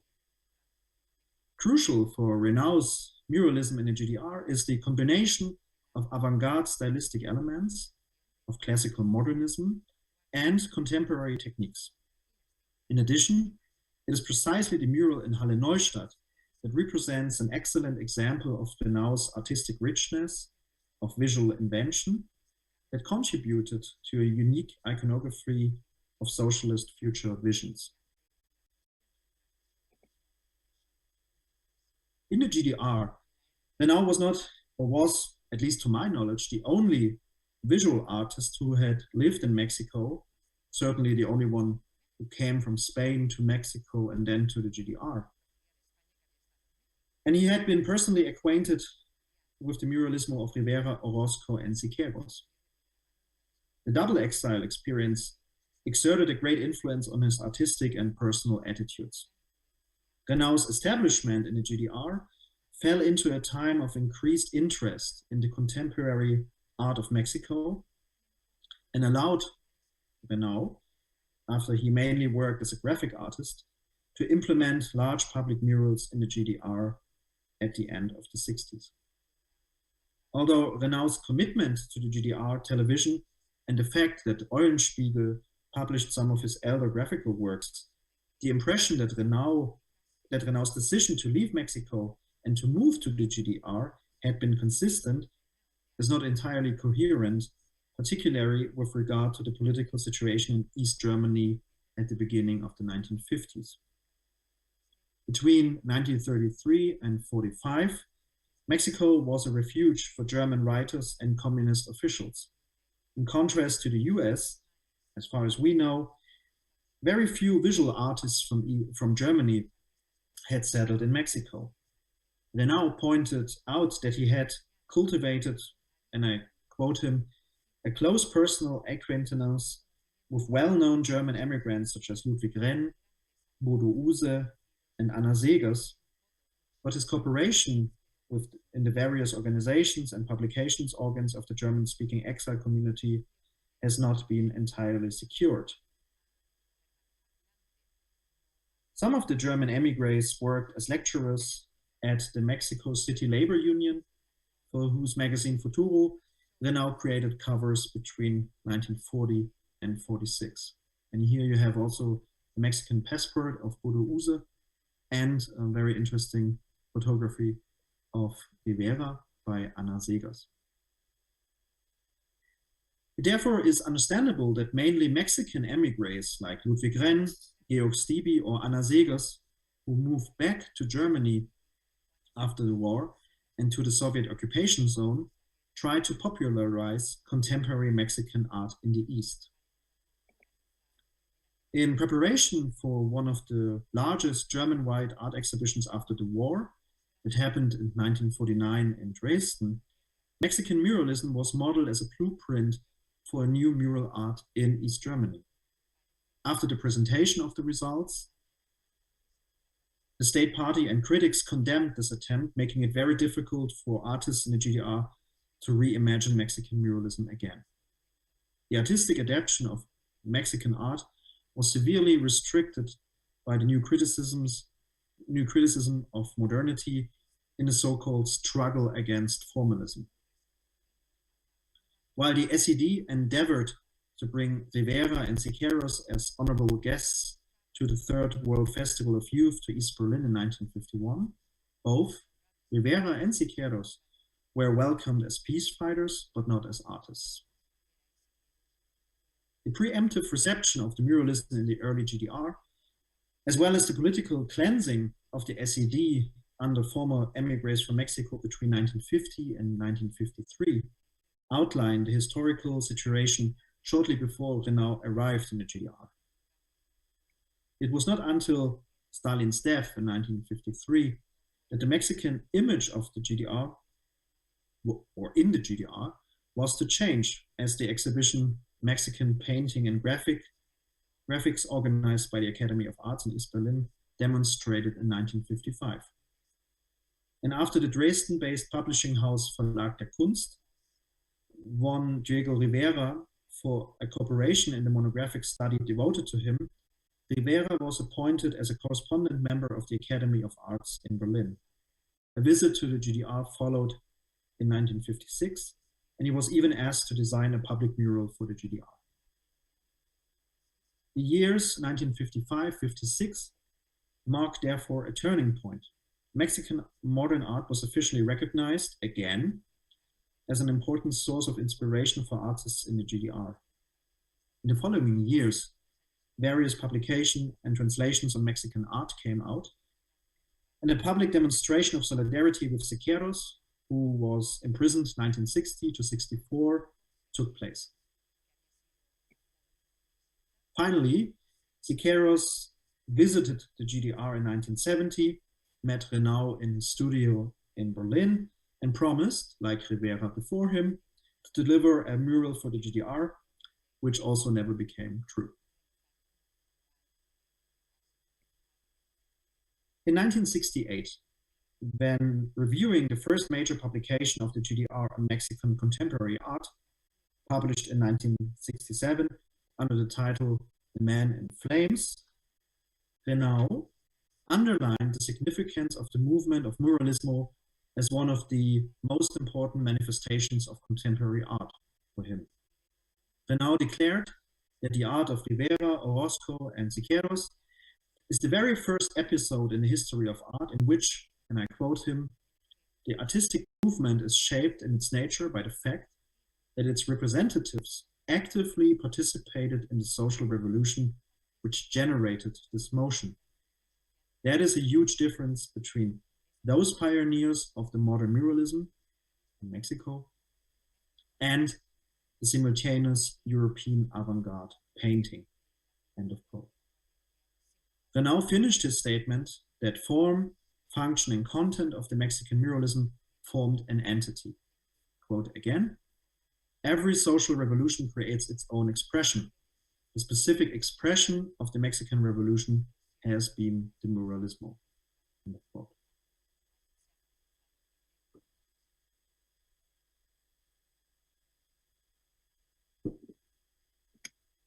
Chapter 2, Renau's Muralism in the GDR. But let us have a look again at the beginnings of Renau's career in the GDR. The first serious work offer that reached Renau was not a wall painting order, but an offer of the German television, DFF, for a series of graphic animation films. Renau had already worked, we heard that, closely with the film industry in Mexico, so he was fascinated, particularly in the political context of the Cold War, by the new technical possibilities that gave expression to an artistic propagandistic statement, so that he accepted this offer by the DFF. From the cooperation with the DFF, animated films such as Political Poem, 1958, Lenin Poem, you can see here, 1959, or Stormy Times, 1960, resulted. Renau's experiences from his homeland Spain and his exile in Mexico that contributed to his abilities in the photographic field, as well as in the interplay between architecture and fine art. We heard that this was central for the Spanish Pavilion 1937 in Paris. So this, the relationship between art and space, and architecture and visual art. All those experiences formed the basis of his murals in the GDR. However, he did not simply transfer his Spanish-Mexican avant-garde creativity to the GDR, but adopted his methods and solutions to the specifics of new challenges in East Germany. Technically, for example, he did not work al fresco, but he used tiles because of the weather. And also in the messages his paintings contended. So his iconography was adopted to the viewers in the GDR, that they are able to understand the message. As we have seen, Renau's first commission in the GDR were related to film and television, while at the same time a growing interest in Mexican contemporary art was triggered by publications and the influence of Siqueiros and Rivera. Renau was seemingly able to benefit from this increased interest in Mexican art, so that the first orders for mural paintings came up in 1959. The Conquest of the Sun, commissioned for the Radio Radar Laboratory in Berlin. It was not executed, but it is still very interesting for our topic, since it shows that Renau had updated and adapted his experiences as photographer and designer of interior spaces for this new task. Two characteristics of the design will be repeated in all subsequent tasks in the GDR. First one, Renau rejected a simple reflection of the function of the building in the content of the mural. Instead, he called for a graphic representation, a symbolic pictorial language, and an allegorical approach that should provoke the viewer to think and process. It was the artist's task to find a translation between the represented content and the representational form. Second, Renau counts with moving viewers who see the mural and look at it from different positions in the space while having different mental, emotional, and intellectual states. The artist therefore had to work with floor plans and urban plans to include also statistical and behavioral calculations of the people's ways through the urban space. In terms of content, the designs for Berlin produced a continuity with his Mexican works. He is still interested in the man-made environment, in the means of production, and in the conquest of nature and space. But it should last 7 more years before Renau realized his first mural in the GDR. In 1966, the DFF again commissioned 4 wall panels, the Conquest of the Cosmos, for a club room in Berlin. One painting, and you see it on the very left, integrates the Berlin television tower under construction. In contrast to Renault's Mexican paintings, the Conquest of Cosmos was relatively small in size and did not intend a political effect on the masses. But just 1 year later, in 1967, situation changed completely for Renau with the commission for large-scale murals for the educational complex in Halle-Neustadt. And 2 years later, in 1969, Renau was asked by the architect Richard Paulik to create a mural for the foyer of the Academy of Marxist-Leninist Organizational Theory in East Berlin. Although Renau's highly sophisticated mural for a future worker was not realized, the design gained public attention and was shown also in recent exhibitions and appeared on book covers. In difference to Renau's designs for Berlin of 1966 and 69, his proposal for the ceramic wall painting on the left, the peaceful use of nuclear power, 1970 in Halle, and the glass mosaic, Man in Relation to Nature and Technology, 1982 to 84 in Erfurt, were executed. For all of his projects, Renau put on an extensive documentation, as the people in the IVAM can confirm, I'm sure. So it is, for us, it makes it possible to follow his ideas and the developments. It can be said that the years around 1970, when Siqueiros visited Berlin and met with Renau, were the highlight of Renau's muralism in the GDR. On his visit, Siqueiros praised the development of Renau since he left Mexico. And I quote, Renau, when he worked with us in Mexico, adopted the spirit of militant art. But he did not stop there. He has gone a few important steps over here, especially in the solution of the new problems of external wall designs. End of quote. In this highly and productive phase of the 1970s, and I'm wondering about the connection to the developments that Jordana has described yesterday in Spain. So in the 1970s, Renau presented other muralists, designs for murals. In 1972, for the famous porcelain manufactory of Meissen and the housing complex in the new industrial town of Schwedt. He also proposed a mural for the new Palace of the Republic in East Berlin in 1974. In all of these works of the 1970s, the two central elements of Renau's program can be recognized: the symbolic, allegorical visual language and an intensive examination of the spatial and temporal conditions of the wall painting.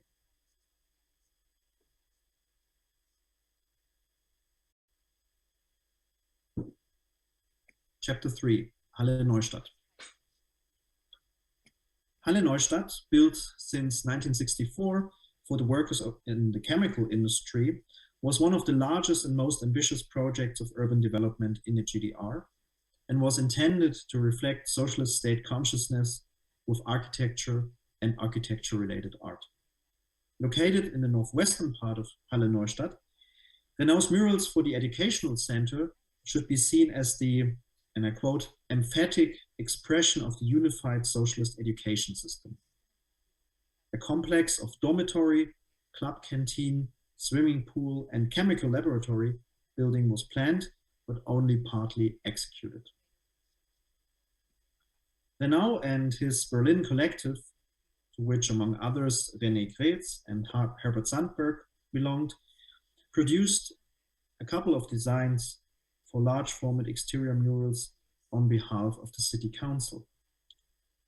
They are all dated around 1968, and in the exhibition you see them in their size and detail.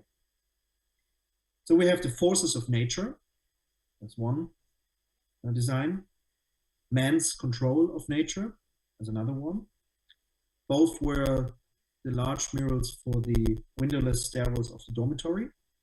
Then we have the March of the Youth, on the outer wall of the canteen, as well as the geometry of nature and man for the swimming pool.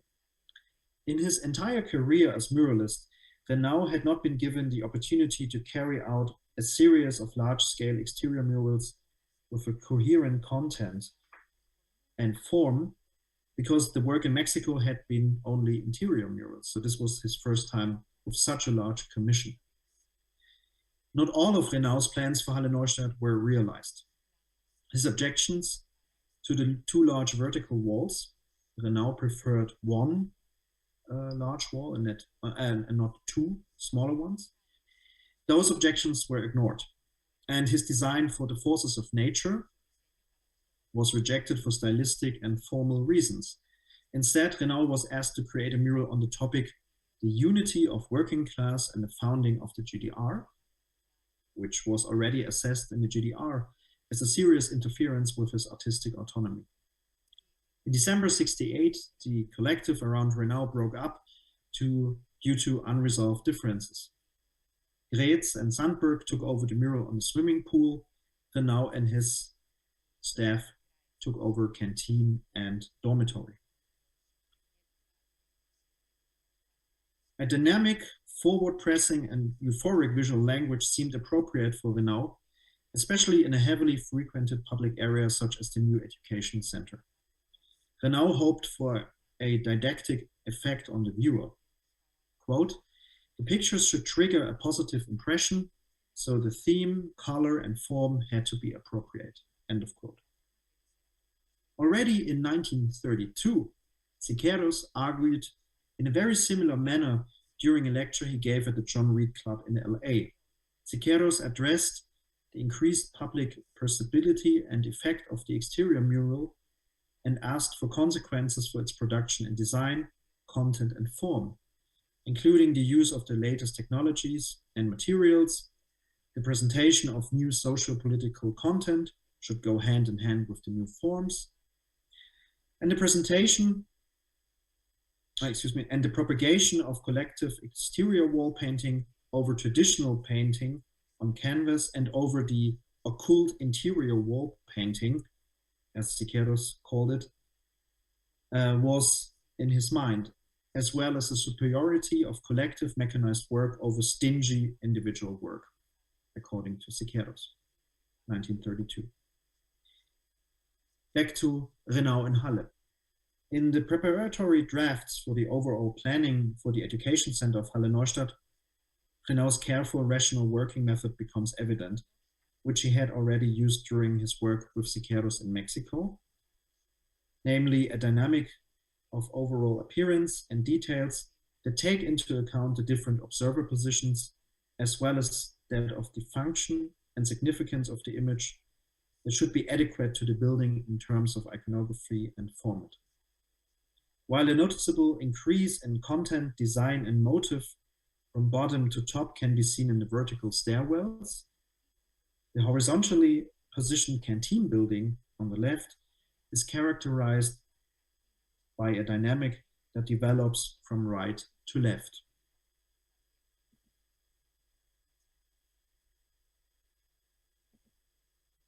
This is a current picture, photograph of the building. You see the mural on the right is currently under restoration. Chapter 4, Debates on Muralism in the GDR. During the 1960s and 70s, many architectural thinkers and critics in the GDR discussed the importance of mural painting as an essential part of what they thought to be socialist architecture. Socialist architecture in the GDR has been characterized as the possibility for architects, planners, and designers to create, quote, an urban environment as a coherent organism and to create self-contained spaces of living experience which act on the lifestyle of socialist men and women in many respects. Architecture, therefore, had to represent and enable the life of the new socialist society in which all negative aspects of capitalism like land speculation or social segregation have been overcome. The synthesis of architecture and visual art was one of the main issues of the discourses on socialist architecture and urban planning. As the exhibition at the IVAM shows, Renau was actively involved in these discourses that took place in exhibitions as well as in magazines and in the built environment. So it seems no coincidence that Renau's growing importance as a mural painter happened in the late 1960s, when a controversial debate on mural painting and its relationships to architecture and urban planning took place. While architecturally, designers created large-scale modernist housing areas as symbols for industrialization and rationalization, mural painters were still detached to classic role models of enlarged canvases on outer walls. We can see the strategy of projecting, basically, an image in a rectangular canvas on the wall in the works of Walter Wommacker and his mural for the Haus des Lehrers in Berlin on the left, or in Gerhard Bonzin's mural Der Weg der roten Fahne, The Curse of the Red Flag, for the Center of the Performing Arts in Dresden, 1969, on the right side. The conservatism of these murals created a paradox between the modernist architecture of the International style on one hand, and the ornamental, decorative paintings on the other hand. The modernity of architecture, linked to economic and aesthetic progress, was not answered in the average mural painting. Renau aimed at filling this gap through his inventions. Renau paid respect to the different forms in which the spectator of the mural would perceive and process the artwork. While Wommacker's painting is only correctly visible from one distinct point, and I go back to show you this, so you have to stand at a specific position on the other side of the street to see the mural, and if you change your position, you will lose this perspective. Renau had a different approach, because he assumed that the modern spectator is often in a rush, coming home tired after work, or passes by with a car or in a bus. While Wommacker followed the concept of what Renau called, I quote him, an aesthetic dictatorship of panel painting, quote end, he himself tried to overcome the classic form of the mural painting for a new one, a dynamic and cinematic monumentalism full of new iconographic elements of a socialist utopia. Although only a few of his original designs for murals were executed, his growing public recognition became evident, especially since he was awarded with the Patriotic Order of Merit in 1972, and in 1975 a smaller monograph about his work came out. Besides that, Renau established a private school of art in his house and atelier in Berlin, in which he not only taught and spoke about his Spanish and Mexican experiences, but also collected books and memorabilia from his journeys and received guests from Spain. Through the financial as well as social recognition of his achievements in the 1970s, Renau was able to establish this private retreat and to devote himself to a small student body outside the academic enterprise. According to his instructions, studies of natural objects and optical corrections were carried out. Renau also partly incorporated his pupils into his public assignments, especially famous in the case of Erfurt.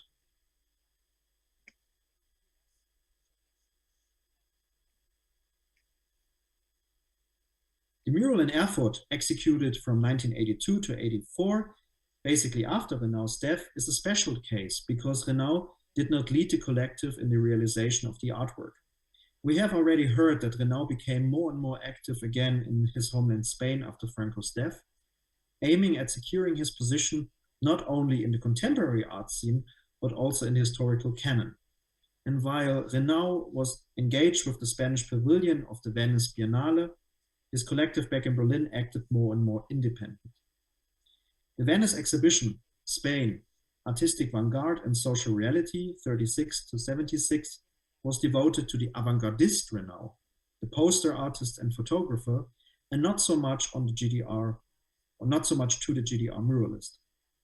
The mural in Erfurt that started around 1978 is, in my opinion, a sign for the last transition of Renau's life and artistic career, created in a time of political and cultural ruptures that moved him away from the muralism of large housing estates in East Germany back to his beginnings on paper in Spain. So how do you paint a mural according to Renau? Renau himself noted in 1971 that the constant search for contemporary expression for powerful and dynamic art had led him to the realization that adequate socialist expressions could not be found in free optimism of images or symbols, but within an optimism of a perspective, open perspective into the future. Renau and Siqueiros agreed that a changed political and social environment should also be represented with a new painterly language. I quote, "In a changing world that is moving from capitalism to socialism and communism, the revolutionary artists can no longer be satisfied with the depiction of people in their everyday attitudes. We have to find new symbols for him." End of quote. Fifth and last chapter, Renau after 89, 1990. In the course of the German reunification in 1989, not only a political, social, and economical reorientation took place, but also a shift in aesthetics. The artifacts of the GDR, especially art and architecture in the public space, were usually subjected to a rigorous and irreversible revision. In general, a kind of a damnatio memoriae took place in East Germany, as the famous examples of the Lenin Memorial in Berlin or the Palace of the Republic in Berlin show. And Renau, despite of his position, which was already less established in the GDR, and despite his artistic diversity, he was, like many other artists, equated with the state's system of injustice and suppression. Interestingly, conservationists that came from the western part of Germany to the former GDR argued for the partly destructions of the artifact. In 1998, the mural, "The March of Youth in the Future," was destroyed, being defamed as redundant and trivial from official conservationist sites. The mural of Erfurt, which you see here, was also highly endangered since the carrying building was torn down in 2009.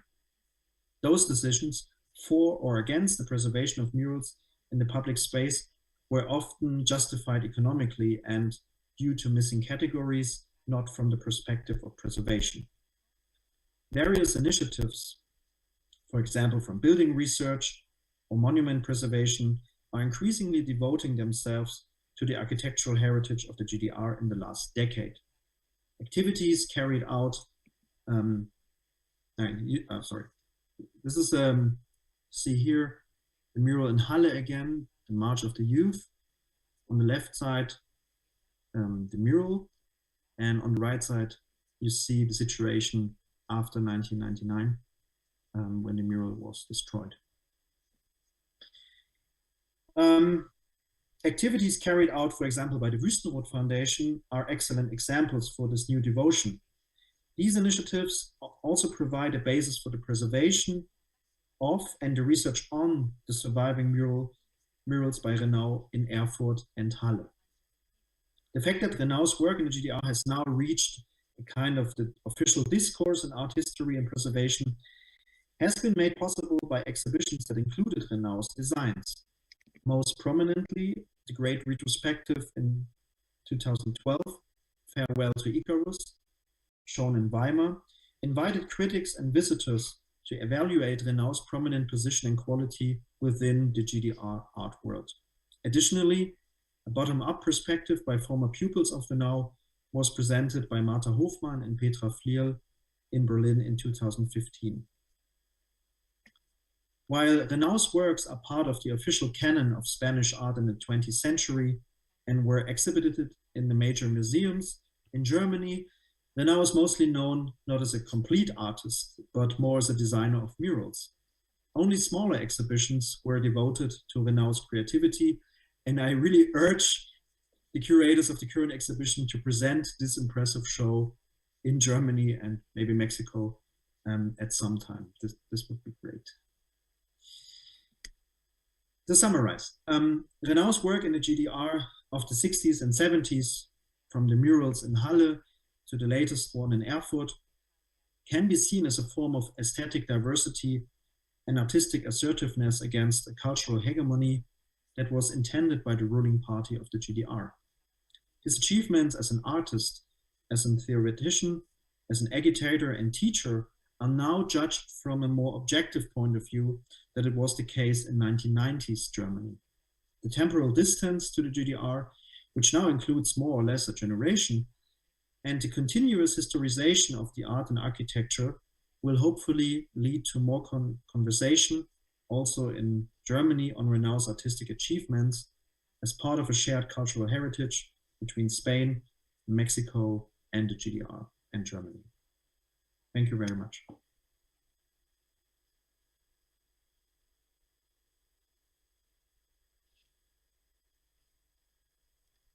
Oliver, I'm not sure when they'll call forward questions, so let's just wait a minute for them to flip the screen of the auditorium.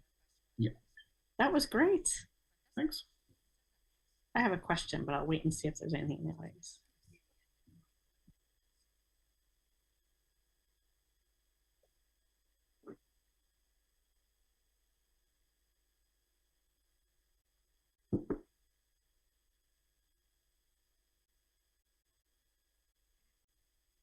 Me gustaría saber si tiene usted información concreta sobre el mural que le encargan a Renau con motivo de la construcción del muro de Berlín. Creo que fue 1961.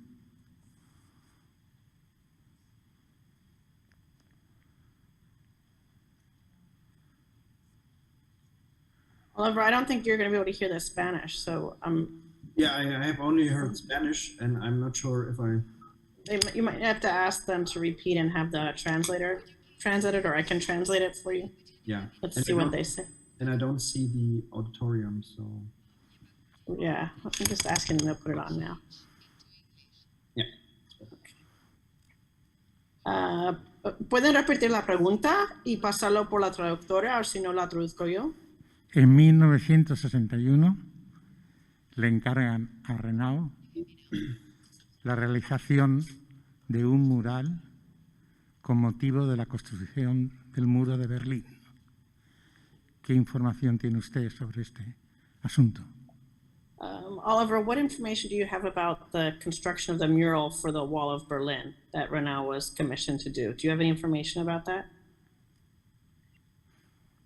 No, sorry, I don't have any information on that. And it would be highly unusual that at the GDR side of the wall, a painting would have been found, because there was a death zone in front of the wall. And the famous graffitis we all know are on the western side of the wall. So I don't know if I haven't heard about a mural for the wall itself. I'm sorry. ¿Por qué no? Sí. Vale. Y segundo, ¿cuál es la razón por la que destruyen en la RDA el mural de la juventud? What was the reason, Oliver, that they destroyed the mural? Yeah, basically the reason was that they wanted to build a new architecture there, and the argument was delivered, interestingly enough, by the conservation department of Halle, and they said, and they published an article on that Renault's mural is redundant and also trivial, so there is no need to conserve this mural. And once the building was destroyed, nobody took care about the mural, and that's why also the mural got destroyed. So the case in Halle is very sad, because the mural in Erfurt shows that we can rescue the mural even though the building is destroyed. But in Halle, the argument is we need a new building, and nobody took care about the mural.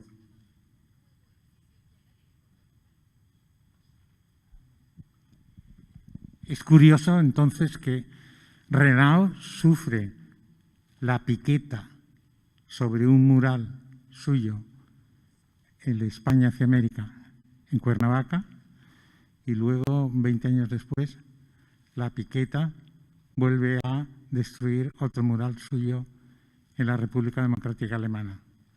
Vaya, que el enemigo puede estar en el capitalismo como en el socialismo. El enemigo del arte, claro. So Oliver, he's saying that the same fate that was suffered by that mural had been the fate of the Cuernavaca mural years before, one in a capitalist model and one in a socialist model, and both were kind of an enemy of art. So I think it's more of a comment, but I don't know if you want to reflect on that. Yeah, I would love to hear more about the status of the Mexican murals and if conservation is done or if research is done on them, because speaking of technology and conservation, it was kind of challenging in Erfurt to rescue the mural because Renau was very innovative in his materials.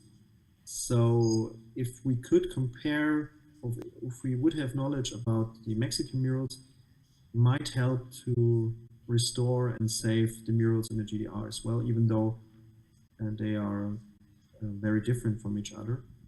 But if anybody has some information on the Mexican murals, would be great to know. Oliver, I'm going to ask you a question. You might have to voice it out because I'm not sure if I can be heard in the auditorium or not. But I wanted to ask you about pedagogy and teaching. And it seems like in Germany, Renau was very keyed into that model of having students. Do you know if that's something that's specific to the German context and the kind of role of artists within the educational system? Or do you see that as a kind of the research that you've done around Renau as being part of the kind of mural sensibility in terms of workshops and needing to have, you know, assistance, and whether the pedagogical formula is specific to Renau in Germany or to his kind of a, you know, adjustment to the mural modality in general? I wouldn't go that far to say that it's a general phenomenon of the muralist movement. We have to know or remember that Renau didn't have any official position in the GDR, so he was kind of a freelancer, which is interesting. So he held no professorship at an academy of art, because this was the usual way, you know, to get a collective and to find students working with you. You have to be a professor. So even though Renau was called all the time Professor Renau, also in the GDR, he had no official position. So, and I read it as a kind of a subversive action that he had this private studio, and he really taught a lot of pupils about the avant-garde movement, and he had this amazing library, which is now in the IVAM. And I mean, I know some of the pupils, especially Martha Hofmann, who was an important figure then in the Erfurt mural, and she told me that coming to Renau was really a door into a different world, really different from the GDR and really different from the university in the GDR, because he was kind of an outstanding figure, and but this was kind of under the surveillance of the state, I think. So I don't know if this is a phenomenon of the muralist movement in general. It's very specific for Renau, I guess. I always love the idea of radical pedagogies, like.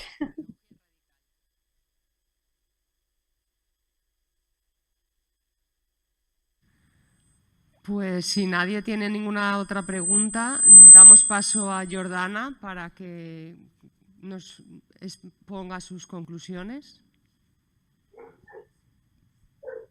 Gracias, estoy ya aquí. Quiero, no sé si me... Muy bien, ahí estoy. Ya me veo la cabeza grande en el auditorio, que siempre me da un poco de pánico. Primero, otra vez, agradecer a todos, a los conferenciantes, al equipo técnico, al IVAM y a todos vosotros que habéis estado con nosotros estos 2 días. Voy a cerrar muy brevemente y puntualizar, por un lado, algunas conclusiones y ideas que han surgido y también algunas sugerencias, ¿no? Cómo podemos seguir con este diálogo.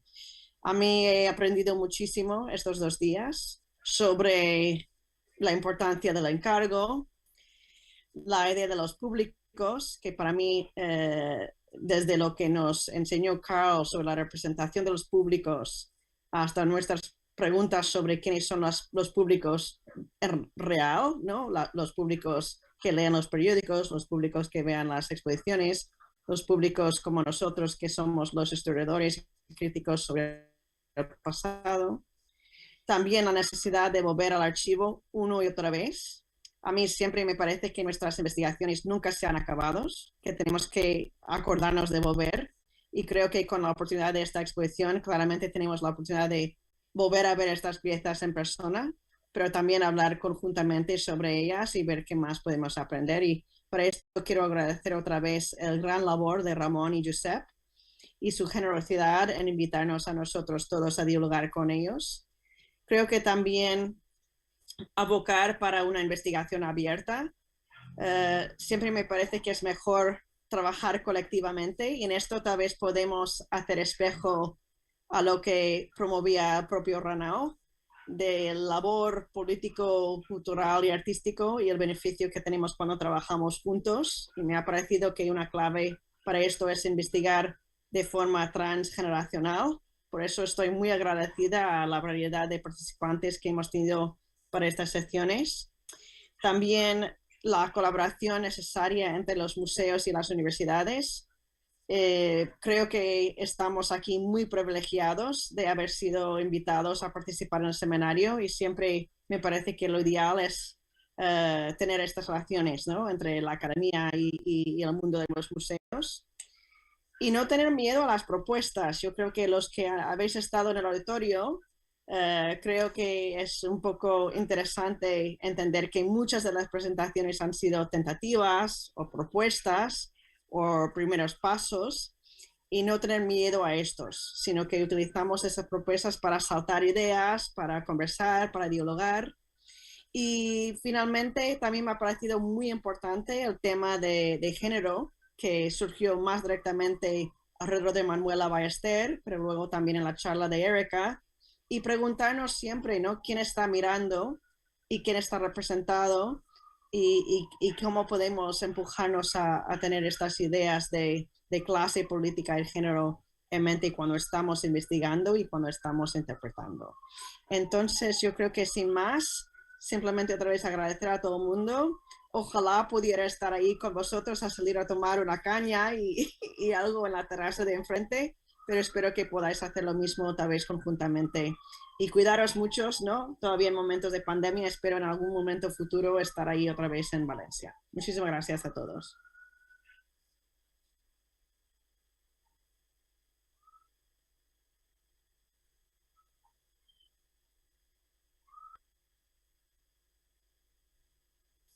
Thank you, Jordana. Bueno, muchísimas gracias. Muchísimas gracias, Jordana. Muchísimas gracias, comisarios, participantes, presentadores, público, María Ángeles, directora adjunta. Ha sido un placer, realmente creo que todos y todas hemos aprendido muchísimo. Y bueno, ha sido el final de un trabajo en colaboración en el que hemos estado trabajando un año para este seminario, que ha sido, yo creo que, un éxito. Y bueno, muchísimas gracias a todos. Y ahora nos queda la publicación, en la que comenzaremos a trabajar desde hoy mismo, porque creo que vale la pena que todo lo que se ha dicho aquí esté recogido en una publicación. Muchas gracias. Thank you very much.